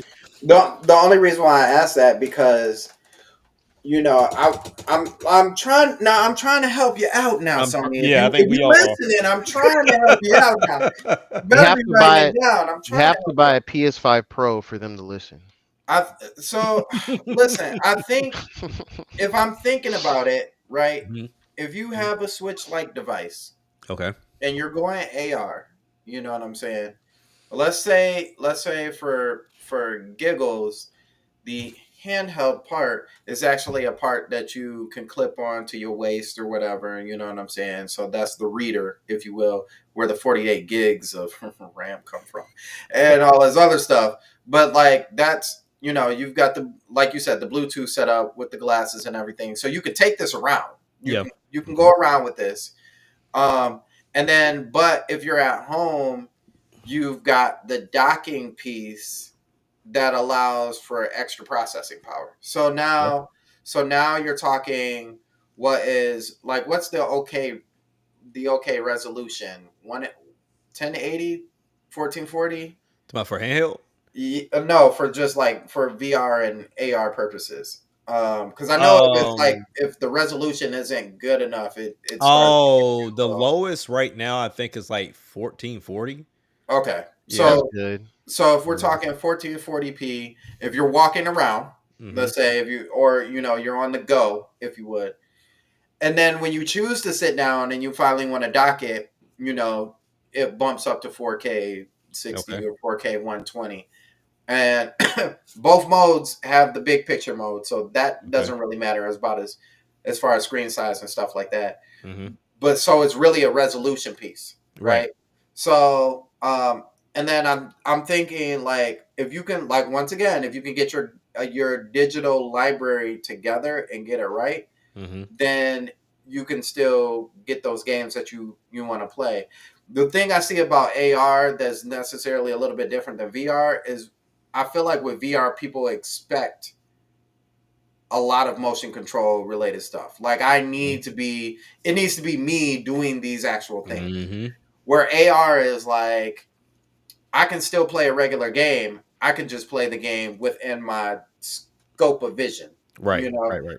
it could have the one to one and the movements and all that other stuff, but it's really about me being able to take this game and look anywhere and being able Mm-hmm. to play it without needing an actual TV or an actual screen, if you would. Right. Um, so I think in that case, is that more? Now I ain't even talking about the $500 price point. That ain't gonna happen. Like That ain't happening. that Yeah. ain't gonna happen. But in that kind of sense, does that make it more plausible? Yeah. So for example, right? We look at the Switch 2, and the Switch 2 to get another dock is what, like 150 now or something like Yeah, that? yeah. So if Yeah. let's say they give you the glasses, which I know this ain't happening, but let's say you have the glasses, you have an opportunity to go anywhere in your house in game because I'm pretty sure this will be able to pair with a PS5 or PS6 controller. Mm-hmm. So if I say, all right, cool, I'm going to bed. Let me sit this on the dock because it's going to give me maximum power and it's going to give me, the dock power. I'm going in my room, throwing these glasses. They already pair to each other Mm-hmm. and it's already paired to my controller. So now I got lag free, how many ever inches I want pause, and be able to play wherever I want to play. That in itself would be a game changer because once again, the devices that are already out still require a hardwire plug-in. Mm-hmm. There is no wireless. So Sony could get that done. They have the technology to do it. They have the capability to do it. Sony pulls off some amazing things. It's just a lot of people don't buy them or Yeah, are not aware of them. Like yeah, their phones are top notch. When they were doing the Xperia phones, yeah. and TVs and everything else. So to your point, in order for them to survive in this, for me, is if they do go that glasses route, it has to be wireless and it has to be lag free. Mm-hmm. It has to be. There's no way around it. Yeah. But yeah, I mean that's the only way you're being different, and then you're also pushing those other companies to That's the biggest thing. That's real innovation. That's real real Sony innovation. innovation. That's And right. that's how you keep and you innovate. And so like I said, I always said that was the next step because yeah, we have 4K TVs. Yeah, they can get up higher. There are some 8K TVs, but I always think about the poor man, right? The Mhm. one that wants to get into it but does not have the means to do so. Now, granted, I'm not saying Sony stuff is cheap by any means, but if I told you you can get let's be realistic, you can get a $700 handheld Mhm. and let's say $200 pair, $200 pair of glasses, that's $900 before taxes, and it comes with the dock, comes with a controller because they want you to have that experience as well. Right. That opposed to buying a 4K TV and this device, that's cheaper. Yeah. So you get, I mean, right now, think about it. I mean, they try to sell you on the Portal and the PlayStation. PlayStation was 500 at the time. The Portal was 200. So $700. they willing to pull it. They willing Yeah. to put it out there. Same thing with VR. Hey, you want the full VR experience? The VR headset costs more than the system. So now, Right. you know what I'm saying? So they have no problem throwing some funny money out there at you. So Yeah. I think that would be there's I ain't gonna say saving grace, but it will go in the right direction because now you're talking to the mixed reality crowd, and Mhm. then you're also talking to the gaming and handheld crowd. Now, Mhm. where they could really win, where they could really, really, really win, is if these glasses could be utilized anywhere, Mm. and Yeah. that's where you'll win out because once again, these right here. These Mhm. are my Meta Ray-Ban glasses. Now, they're not the newer ones that are set to come out where they talk about mixed reality, but we're talking about being able to see directions at the bottom if I look down to see where I'm going, or Yeah. being able to answer phone calls or whatever. Like they got to figure out how far they're willing to go. Mm-hmm. And this would be amazing. I'm on a plane and I want to sit this down and I turn on Netflix because Sony still has the streaming devices on their handheld because Nintendo decided to go 100% gaming. Yeah. Hey, look, all right, I'm pulled up Netflix. All right, cool, I'm streaming because we got Wi-Fi on planes now. Let me sit back, put this bad boy in dark mode so that way I don't see anything around me and Yeah. I'm watching a movie. Yeah. It's possible, but they got to That's your do it. pro model. That's your But pro model right they there. got to do it fast because we got, I think, September Mm-hmm. is Apple's keynote. Yeah. Yeah, that's typically. And they were really silent about the whole AR headset after that happened. And I know Apple well enough. They probably will give it one more go. They Well, will. that's the rumor that this next one, opposed to going this $3,000 route to where it's a single headset, they're trying to make a cheaper one that plugs to your iPhone. So now, Oh, really? yeah. So the iPhone is the power, and then the I mean, headset. that's definitely a better route because the whatever the headset was called before, Which one? the Apple one. Oh, that the came Vision out- Pro. Vision Pro. Vision Pro. There we go. Yeah, it just seemed. I'm outside of the price tag. It just seemed too big and bulky. The tech seemed cool while watching like the tech tubers just showcase and whatever. But yeah, it just seemed like too big and bulky. Kind of the similar things that a lot of people, myself including some aspects, don't try and get into VR because of just the size of it and everything. Well, I do like your AR glasses idea. Though. I never really thought about that. I mean, That's it'll great. be ideal, but like I said, if we're talking 2028, you're already late because not only could this possibly happen with Apple, Samsung's is dropping this year. Mm. And Samsung's looks just like the Vision Pro, like spitting freaking image of the really? Vision Pro. And that one's pure Android. So it can do a lot that the Vision Pro can't do. And that's without a phone or anything. So now there is a company they already have a headset out that looks identical to the one that Samsung's getting ready to drop. I forget the name of the freaking company. Now, granted, theirs is $2,000. Don't get it twisted.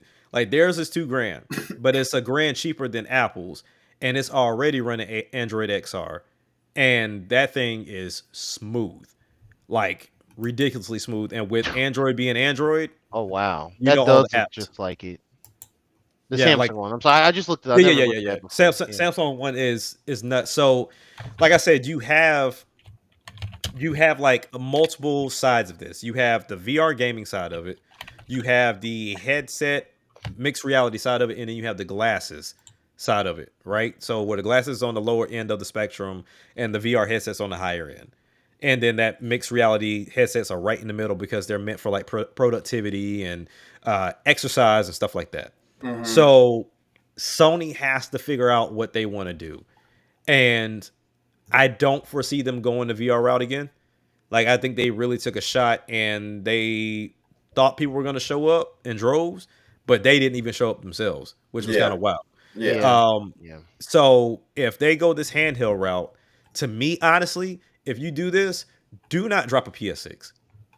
Make this your proprietary device. Yeah. Do not drop a PS6. I wouldn't even call the device the PS6. You know what I'm saying? I don't even Yeah, know what PlayStation something. PlayStation 6 should not come until it's ready. Like until there's a real reason to give another, because we're not talking like, so I'll say this, and this is actually to the detriment of generations. Generations now should slow down. Yes, because agree. we talk about how a generation is based on time, and it's only based on time in the sense of when the company decides to come out with their next system, right. The problem with the PlayStation 5 is not the PlayStation 5. It's not the PlayStation 5's fault that it's not really selling. It is the fault of Sony. And the fault of Sony was, and this is why I go back to the teacher piece, right? Mm-hmm. The fault of Sony was that they left the opportunity for homework to still get done on the previous system. It was not it, now had they been like, yeah, we're done. Like that's it. You know what I mean? We're done. No more support. They would have been good. But Right. because of the whole COVID situation, they stuck to the whole this is coming out for this and this. Mm-hmm. This is coming out for this and this. And now later in the generation, you've been doing that so long and doing this back and forth, people are seeing like, okay, there's not really that much difference in the detail of this. And now they're just talking about performance and frames. And as much as people like to talk about how they can only do 60 frames or up, is quite a lot of games on the PS4, and there's still more PS4 users than there are Mm-hmm. PS5 users, and they Yep. definitely ain't playing them games in 60 frames. Correct. So it's I think it's gotten to the point where it's like you can't trick them into moving into a PlayStation 5. So all you really can do is just sit on the PlayStation 5 to the point where not just you, but all the third parties are like, yeah, we're kind of done with PlayStation 4 too. Like, all we're doing is PlayStation 5. And at that point, that's when you really start reaping in the PlayStation 5 money. Mm-hmm. But you have Maybe they to can finally mature with the hardware instead of just relying on yeah, Movie 5 Yeah. or whatever yeah. middleware. So instead of moving to a PlayStation 6, because it's not going to be ready then, you'll just be extending out the PlayStation 5 line. Yeah. It really doesn't matter what Microsoft does at this point. No. Let them come out with their next device and let Yeah. it be the quote unquote most powerful. But you stay in the ninth generation. You stay there. Yeah. You stay put. Yeah. And let that money build up. That's really honestly the smartest thing. Now, if you want to come out with stuff that is like 9.5 generation, you know what I'm saying? Or even it could even really realistically be your 10th generation offering. Like they we're did talking that about. already with the Pro. Yeah. Yep. Like your AR stuff. You know what I'm saying? Yeah. Like that can be your 10th generation offering. You just don't need to call it PlayStation 6. No. I think PS the title PS6 should be offered to the next real offering. Next Not home to- console. Yes. Traditional home console. Not to your next iterative design, because there's expectation when you look at the PS6. Yeah. When you look at the things that we're talking about, the AR and all of that, yes, there's expectation there, but it's not the expectation of highest performance, highest graphics, everything at 120, because that's what we're going to expect now. Don't get it twisted. Everything's going to be at 120 4K or 4K or 8K 60. That's what we're looking at, 8K 60. Yeah. And if it doesn't hit 8K 60, then it's going to be, well, the system's really powerful enough to be able to do that. Just 4K. the developers aren't able to there's just so much power there. They just got to figure it out. We're beyond the point. Find the power. We're beyond the point right now where they're still figuring out power. Yeah. So you can like we said, make something as your side platform. Start extending those legs, because right now you only got one leg out. You only got one leg out, and it's the PlayStation. And if that doesn't work, I'll be honest with you, if Sony didn't have PlayStation, They would be more in the red as a company. Yeah, they I think would. so too. Mhm. What's weird is they're known for a lot, Yeah. but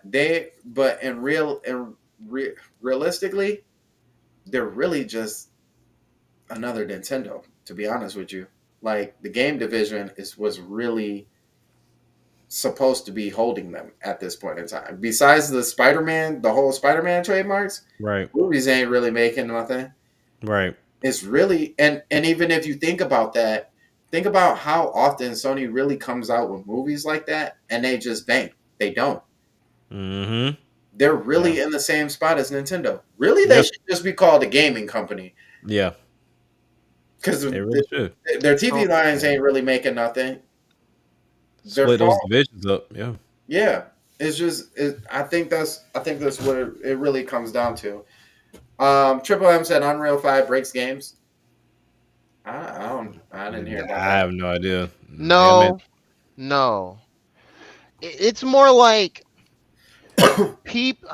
It's more like to me, developers utilize it, but they don't utilize it in the most efficient way. And so when games do ship or like release, like I guess best example recently, Metal Gear Solid Delta.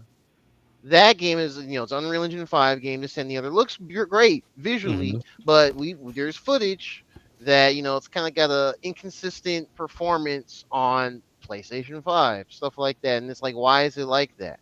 Right. That engine has been out for what, at least 3, 4 years now, maybe more than that. Hmm. And I'm just misremembering. Mm-hmm. Like, we understand Konami is kind of getting back into home console development for the most part after doing pachinkos for a decade. And it's like, yeah. Right. So it's like, especially, I think that narrative kind of comes from the PC space where like certain games are released on PC and you'll get the whole, oh, it's just the stuttering, the frame pacing, Hmm. and this and the other. I mean, He yeah. said it was a joke. uh, Yeah. Okay. I had a feeling it was a joke, but I wanted to break it down anyway, just in case. Elvis said, and I think we actually said, I think you said this, in backstage, Jack. He said, yeah, I think Gen should be 8 to 10 years at this point. If game dev Hmm. cycles are getting longer, then the generation should reflect that or figure out how to get these dev Yeah. cycles under control, but doubt it.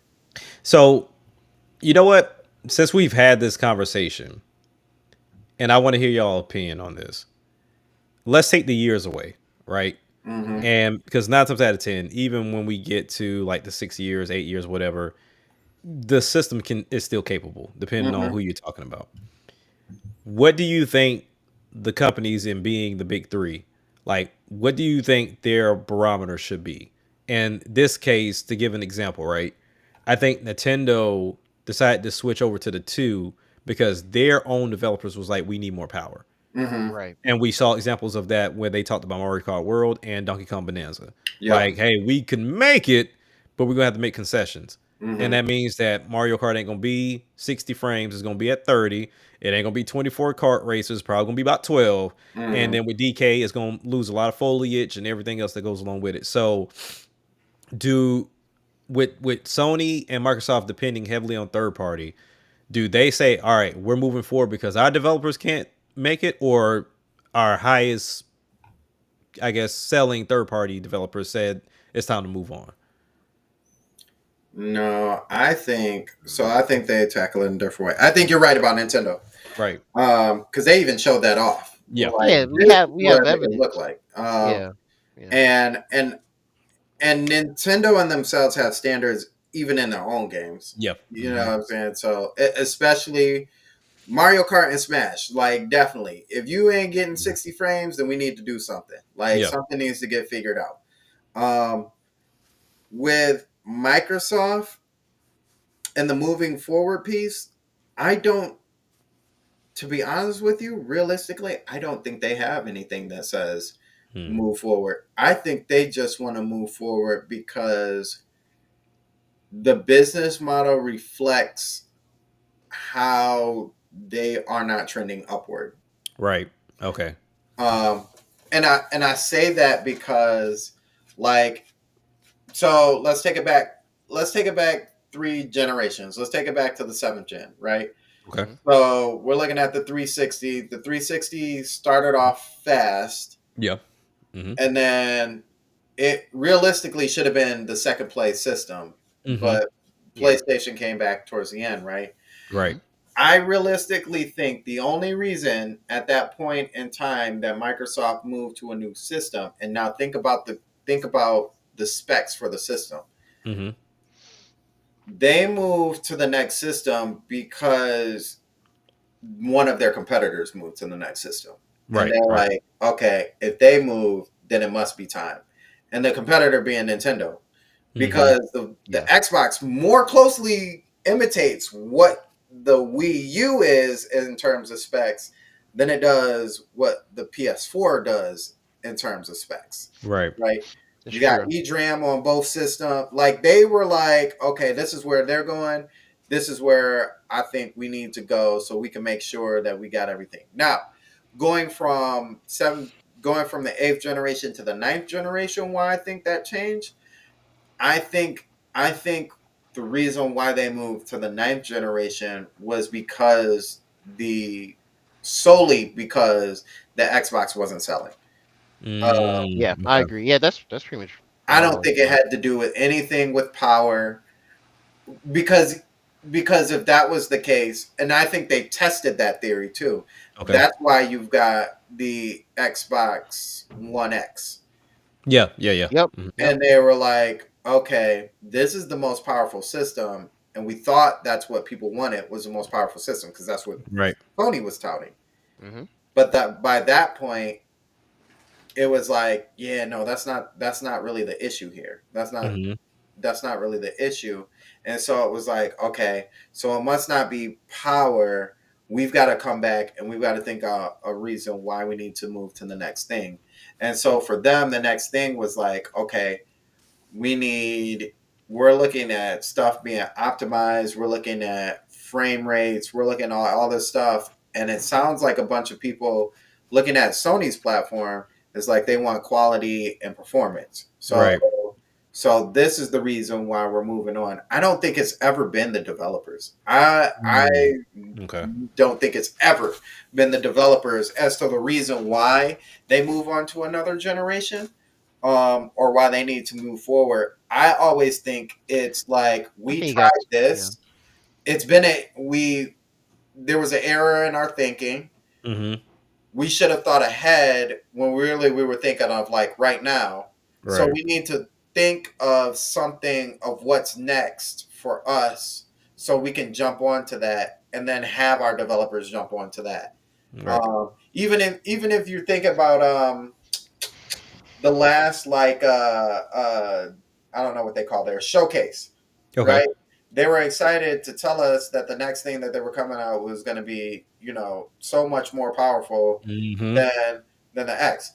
But have you ever heard, or even as rumors heard in the background, like the developers are talking about how they need much more from? You don't hear anything as a No. matter of fact. No, you really don't. You You No. don't really hear don't. anything, and Mm-mm. I think that's telling because if it really was a problem, even third party developers won't be scared to be like, Nah. yeah, Yeah, and I think to add to that too, I think it's a great point. I think to add to that too, we outside of any outside factors, like the part shortage from 5 years ago or so for Right. like the ninth gen systems. Like, I think if the third parties did have influence like that, then they wouldn't be so gung ho to keep releasing those eighth gen versions of Right. games. Right. yeah, Right. Right. Like the Call of Duties would have been stopped. yeah, The Right. the sports games would have been stopped. This and the other. yeah. So it's just that's a great point. Yeah, I'm with you on that. Okay. I I think think they've all had different reasons to jump, especially from like eighth to ninth yeah. specifically. Everyone had a very different reason. I think for Sony it was. I think so. Like I said, like back to the Husky point, Sony is like, and I think we even talked about this. Now I think about it, maybe on the old channel. But both of them sat there. If you think about coming into the ninth generation for both of them, Hmm. do you remember how long each of those sections of leading up to the final reveal of those systems were? It was like both of them were like, yeah, we got these cards on our hands. New Xbox coming. Hmm. Yeah, we got these Yep. cars. New PlayStation is coming. It's on the way. We're gonna be revealing it soon. And Yep. we had to go weeks and weeks of them talking about it and people talking about rumors and all that other stuff. And then we were like, oh, is it gonna show up here at this event? It's gonna show up here at this event. And they're like, oh yeah, by the way, we got the new and we're gonna talk about it soon. It's coming out soon, like very soon. We're gonna show off, like it was that way for a while. Like they were Hmm. waiting for each other to like, To drop. Yeah. yeah, like play the card finally. And so for Microsoft, I still think the reason was different. Hmm. I wholly think the reason was different, But for Sony specifically, it was like we're waiting to see what they talk about so we can do them like we did in the eighth generation. Yeah, yeah, yeah, yeah, Right. yeah, yeah, yeah. Yeah. But that's scary though. When let's go with your premise of Microsoft is trying to figure out what to do because Hmm. they've been dying since the 360. Yeah. So they're trying new things here and there. Whether we're talking about Connect, whether we're talking about this backwards compatibility effort, just trying to be the strongest in general, whatever the case may have been. And then you look at Sony to where we've all said that Sony tends to follow the crowd, even Hmm. if they are seen as like the market leader or the one that a lot of developers lean towards for one reason or another. They still tend to follow what everybody else is doing. Yeah. So Hmm. Sony theoretically, to me, didn't have to move from the PS4. They Yeah. could have sat still. Now Yeah. I understood moving from the PS3 because of the cell processor. Right. Like that Yeah. that's understandable. So there's no reason to move from the 4, especially when you make a Pro, because the Pro is supposed to keep you going. Hmm. And They only, to me, they, I don't mean to interrupt. They oh only no, go did, ahead. to me, I think they only really did that, and especially in their best interest, to push 4K Right. Yeah. displays. Yeah. And they tried to do the whole SSD thing for their developers for certain games that's come out, and we've already seen, like with like Ghost of Yote, some even saying this doesn't look that much different from the other one, but maybe the world is bigger, more dense, or whatever, this and Right. the other. So, yeah, I think they do that to kind of push 4K because they're so deeply ingrained with like their own media with Blu-ray and their TV, their entertainment side of Mhm. things. Hmm. Yeah, Which Microsoft is purely software and now subscription services and stuff which like gets that. back So, to like what I talked about earlier. Like hmm, Sony's always been the media push. right, Like whether it is from how you watch or what you use, and with them being the owners and creators of Blu-ray, they're gonna want to push that narrative. Now, exactly. how does digital hurt them?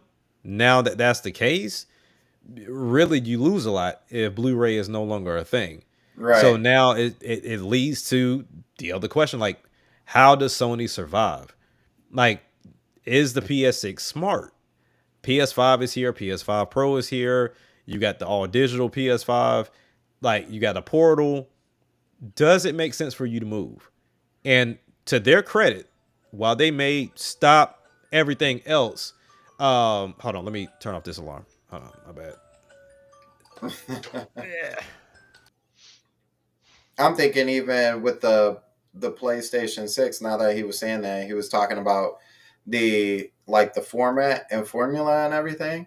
Hmm. I almost feel like now you got to be careful with this idea now, right? But I think if you're going to push a system, Hmm. if you're going to try and push the PlayStation 5 and you're trying to find new innovative ways to do it, I think that the first time they did it wrong. And I say that because I think the idea was one half baked and it was a little immature as far as the technology goes. But at this point, most of our TVs run on CPUs and GPUs now. Hmm. Yeah, So it's not that far fetched for you to put in a PlayStation 4 Pro in your Bravia, or dare I say, That'd a be crazy. PlayStation 5 in your Bravia. That'd be crazy.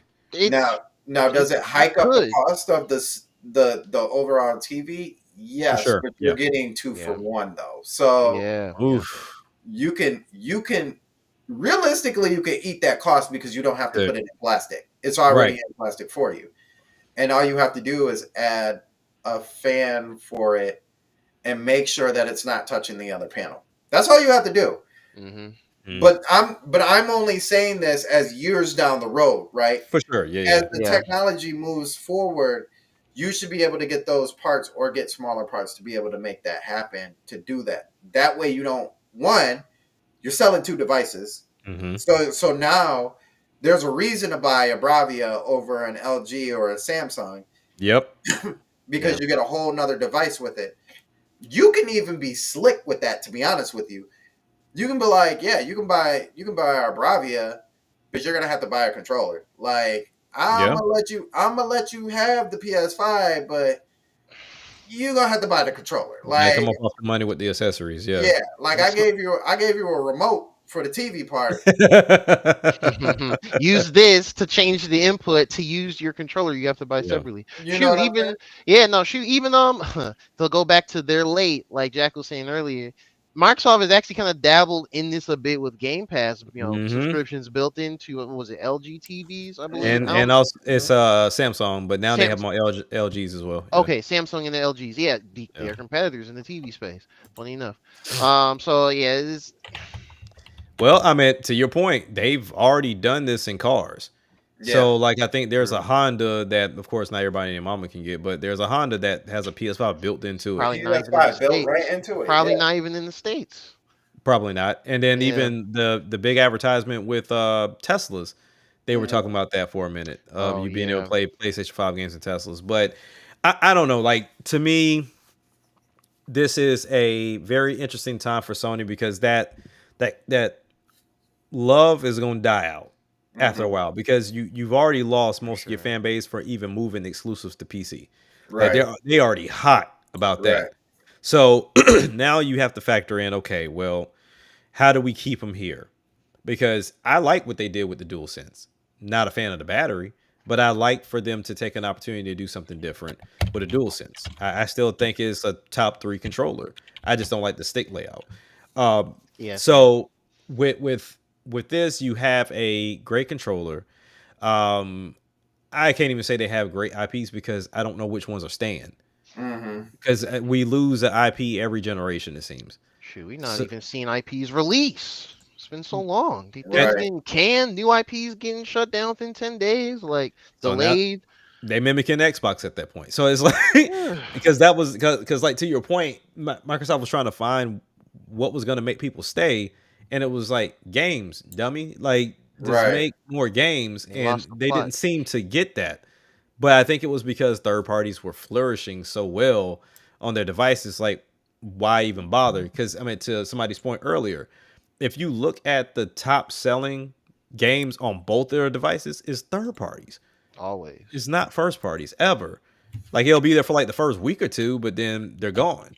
So to me, I want Sony to like genuinely think about this. Because to me, it hasn't been exciting to hear rumors about an Xbox or a PlayStation console in some years. Like, I like when I see these leaks, I'm not like, ooh, the new PlayStation.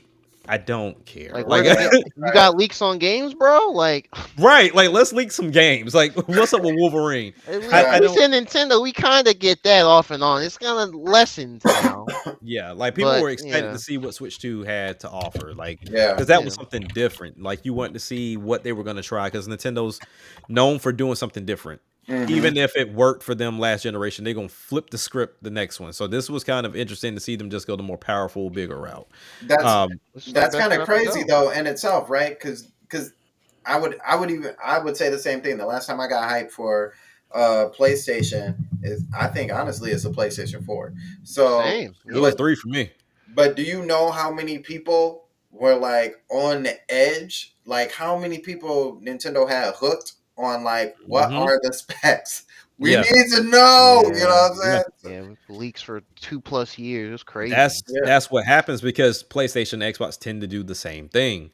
They're not doing anything different other than trying to make it more powerful. Yeah. So whenever I go get the next Xbox, it's like, yeah, it's more capable of games, but what else am I getting? Like, are they going to take Quick Resume to the next level? Right. Are they going to get back into the streaming world because they killed that immediately after the Xbox One and the PS4? Like, we just could not stream anymore after that. Now, granted, some people's fault behind that, but nonetheless, why are we not at that point to where streaming and gaming are crossing each other?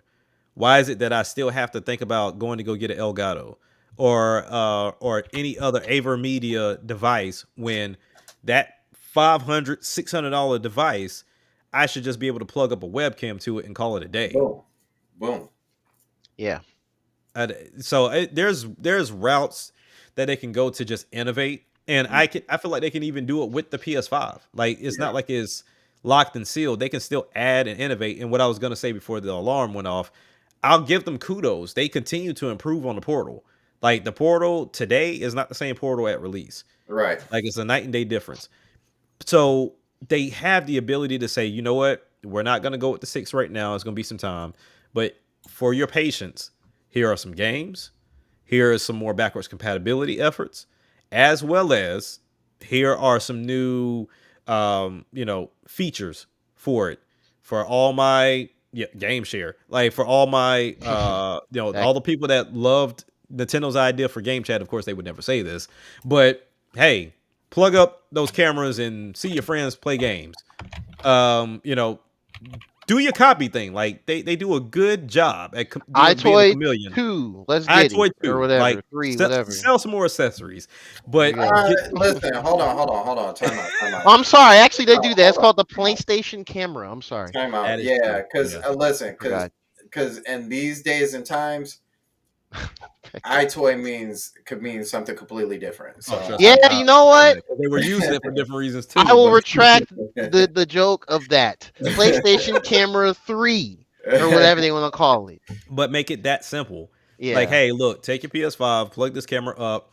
We partner with, I don't know, like we partner with Twitch. We partner with whomever. And whenever you plug this in, you log into your account. And the moment that you start a game, all you got to do is hit the share button. And now we have an option for you not only to do your recordings or to take a screenshot, but then to also actually start the stream.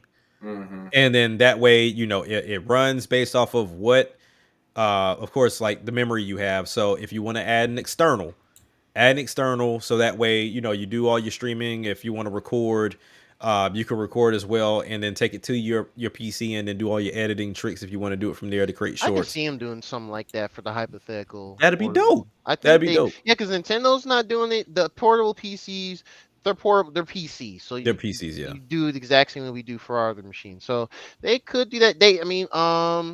I know on PS4 they had. I think it's on PS5 as well. They have like their own little app where you can kind of do your editing of Yeah. your existing clips and download them or upload them to YouTube. They could just, like you said, have a new one for Twitch and go from there. Yeah.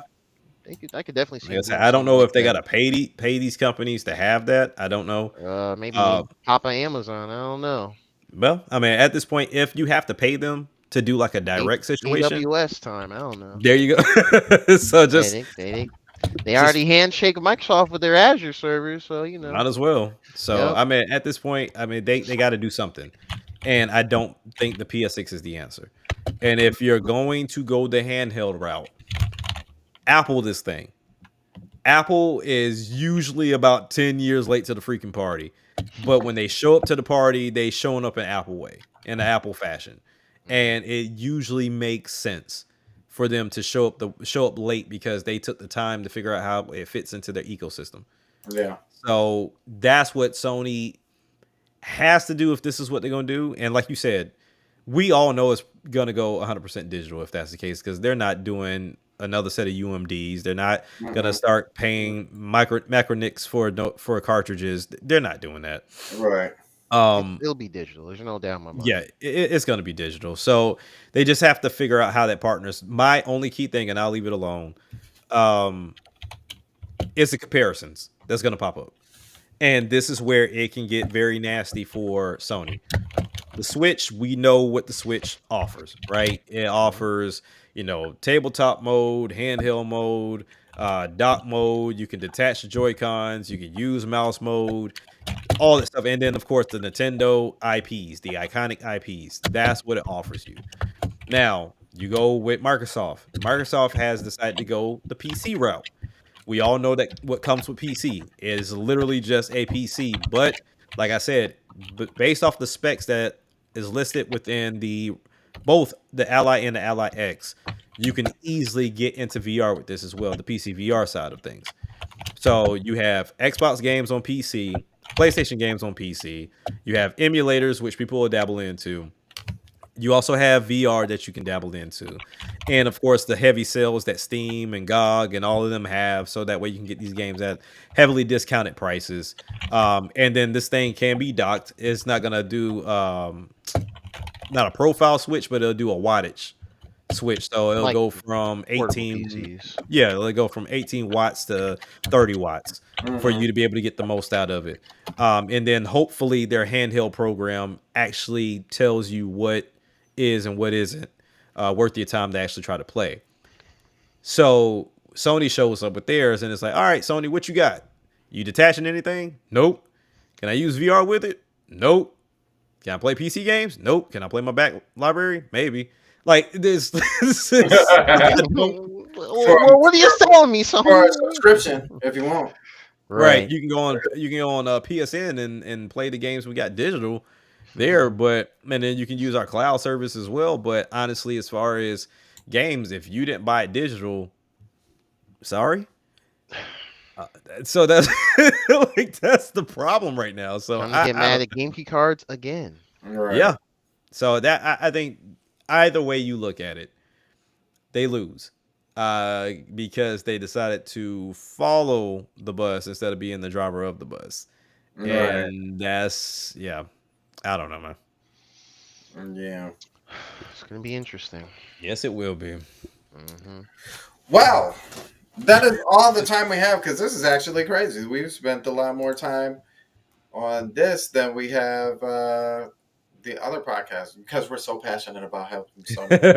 That's right. We're trying to give them the keys to success. Trying if they want to listen. Man. If they want to listen. They only have to listen to just 3 fellows.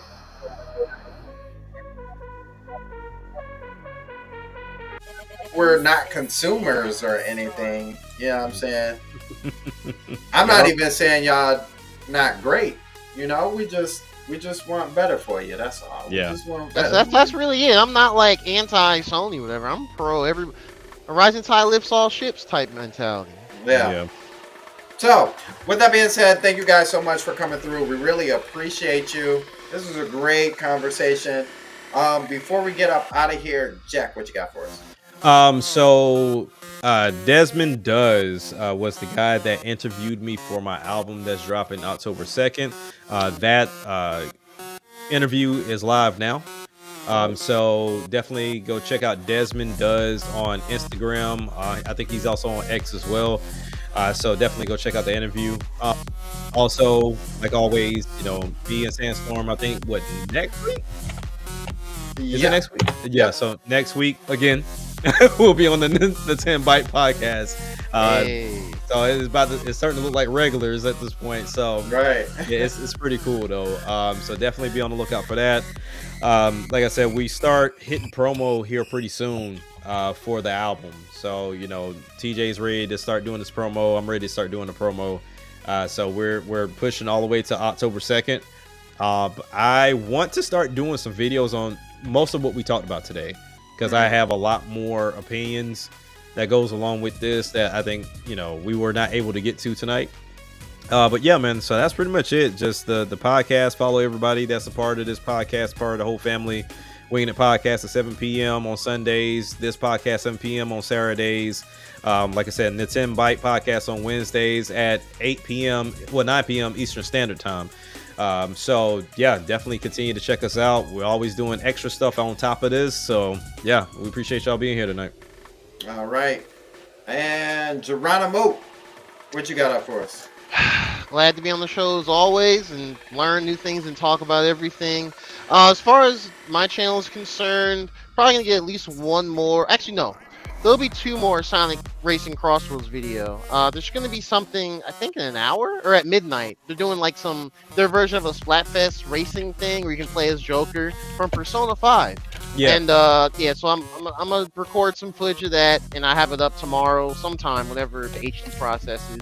I have a video where I kind of give my impressions and thoughts on this version of the game versus the closed beta in February, and why I think they fixed Crosswords, as it shows down there. And I'll also see if I can get another video or a video out talking about impressions for the Gully Kit ES Pro controller. It's actually pretty solid. So that's pretty much on the docket for this week. So yeah, just again, like Jack said, subscribe. Everyone here, check out the Winging It podcast on Sundays as well. And yeah. All right. Y'all know the dilly was really good. Every Saturday, 7 o'clock. 7 o'clock every Saturday. You guys may see a little bit of change. Hold on, let me pause this. I apologize, y'all. y'all might see a little bit of change soon. Because your boy Sandstorm is moving. So Snap. Mm. Oh, yeah. snap. So this may look a little bit different. Is Mark Within the Cerny going to next help coming you week. move? Right. He's standing there like waiting. He's like, Mooflation. Right. mooflation. Sandstorm is Power. really just moving out, but is he really moving all his stuff? We like to call those things moveflation. Ah, power of the SSD There Right. you for go. moving. But yeah, no. I am moving, so the area may look a little bit different. I'm gonna have a personal designer work on our background. Okay. Okay. So yeah. Now don't expect it to be like super popping, but I'm sure she is excited to make it happen. So Okay. we'll see what Okay. happens Okay. there. But still, every Saturday at 7 o'clock, that's still happening. Tomorrow, like Jack and Geronimo said, is a Winging It podcast at 7 o'clock as well. Don't want to tell you the topic. You're just gonna have to come on through. Monday is the Jill podcast. I stayed on for a little bit, then Just Brooks came, so then I had to leave. So Smart. yeah, Understandable. I had to tell them ahead of time, and so I think I was really on the podcast for maybe about 10 minutes. You pick your battles. Right. So yeah, with that being said, thank you everybody for coming through. We really appreciate it. Triple M, thank you very much. Let me run this back again. There we go. Triple M, really appreciate it. J Biggs, Poison. You changed it to T-Vods. I'm just so used to calling you Poison. Right. Yeah. Flair Ice, appreciate you. That's a new name. Haven't seen that one. If you're new, make sure you hit the subscribe button. We really appreciate it. To all the channels. Thank you for coming through. We had Elvis in the building as usual. RJ, thank you so much for coming through. Jazzy, we see you in here. Dark Void was in here. Brand Smith was in here. Woo, J Biggs. Squared. Matt Jazz 47. Oh yeah, Matt Jazz. Mhm. Thank you, Matt Jazz. Appreciate you coming through as well. Though I know you've been on the channel. I'm pretty sure I've seen you on the channel before. So Yeah. if I have to say I'm pretty sure, just come on back. So that we know that you're here all the time. Right. And Exodia as well. So thank you guys so much for coming through. Thank you, Father, for allowing us to have this open time and this welcoming time. And it's time just to talk about the things that we love and we know, and we appreciate you. If there are people out there still on their way home, just make sure that they get home safe and that you cover them with your blessed hands. In Jesus' name we pray. Amen. Amen. All right. We will see you guys later. Peace.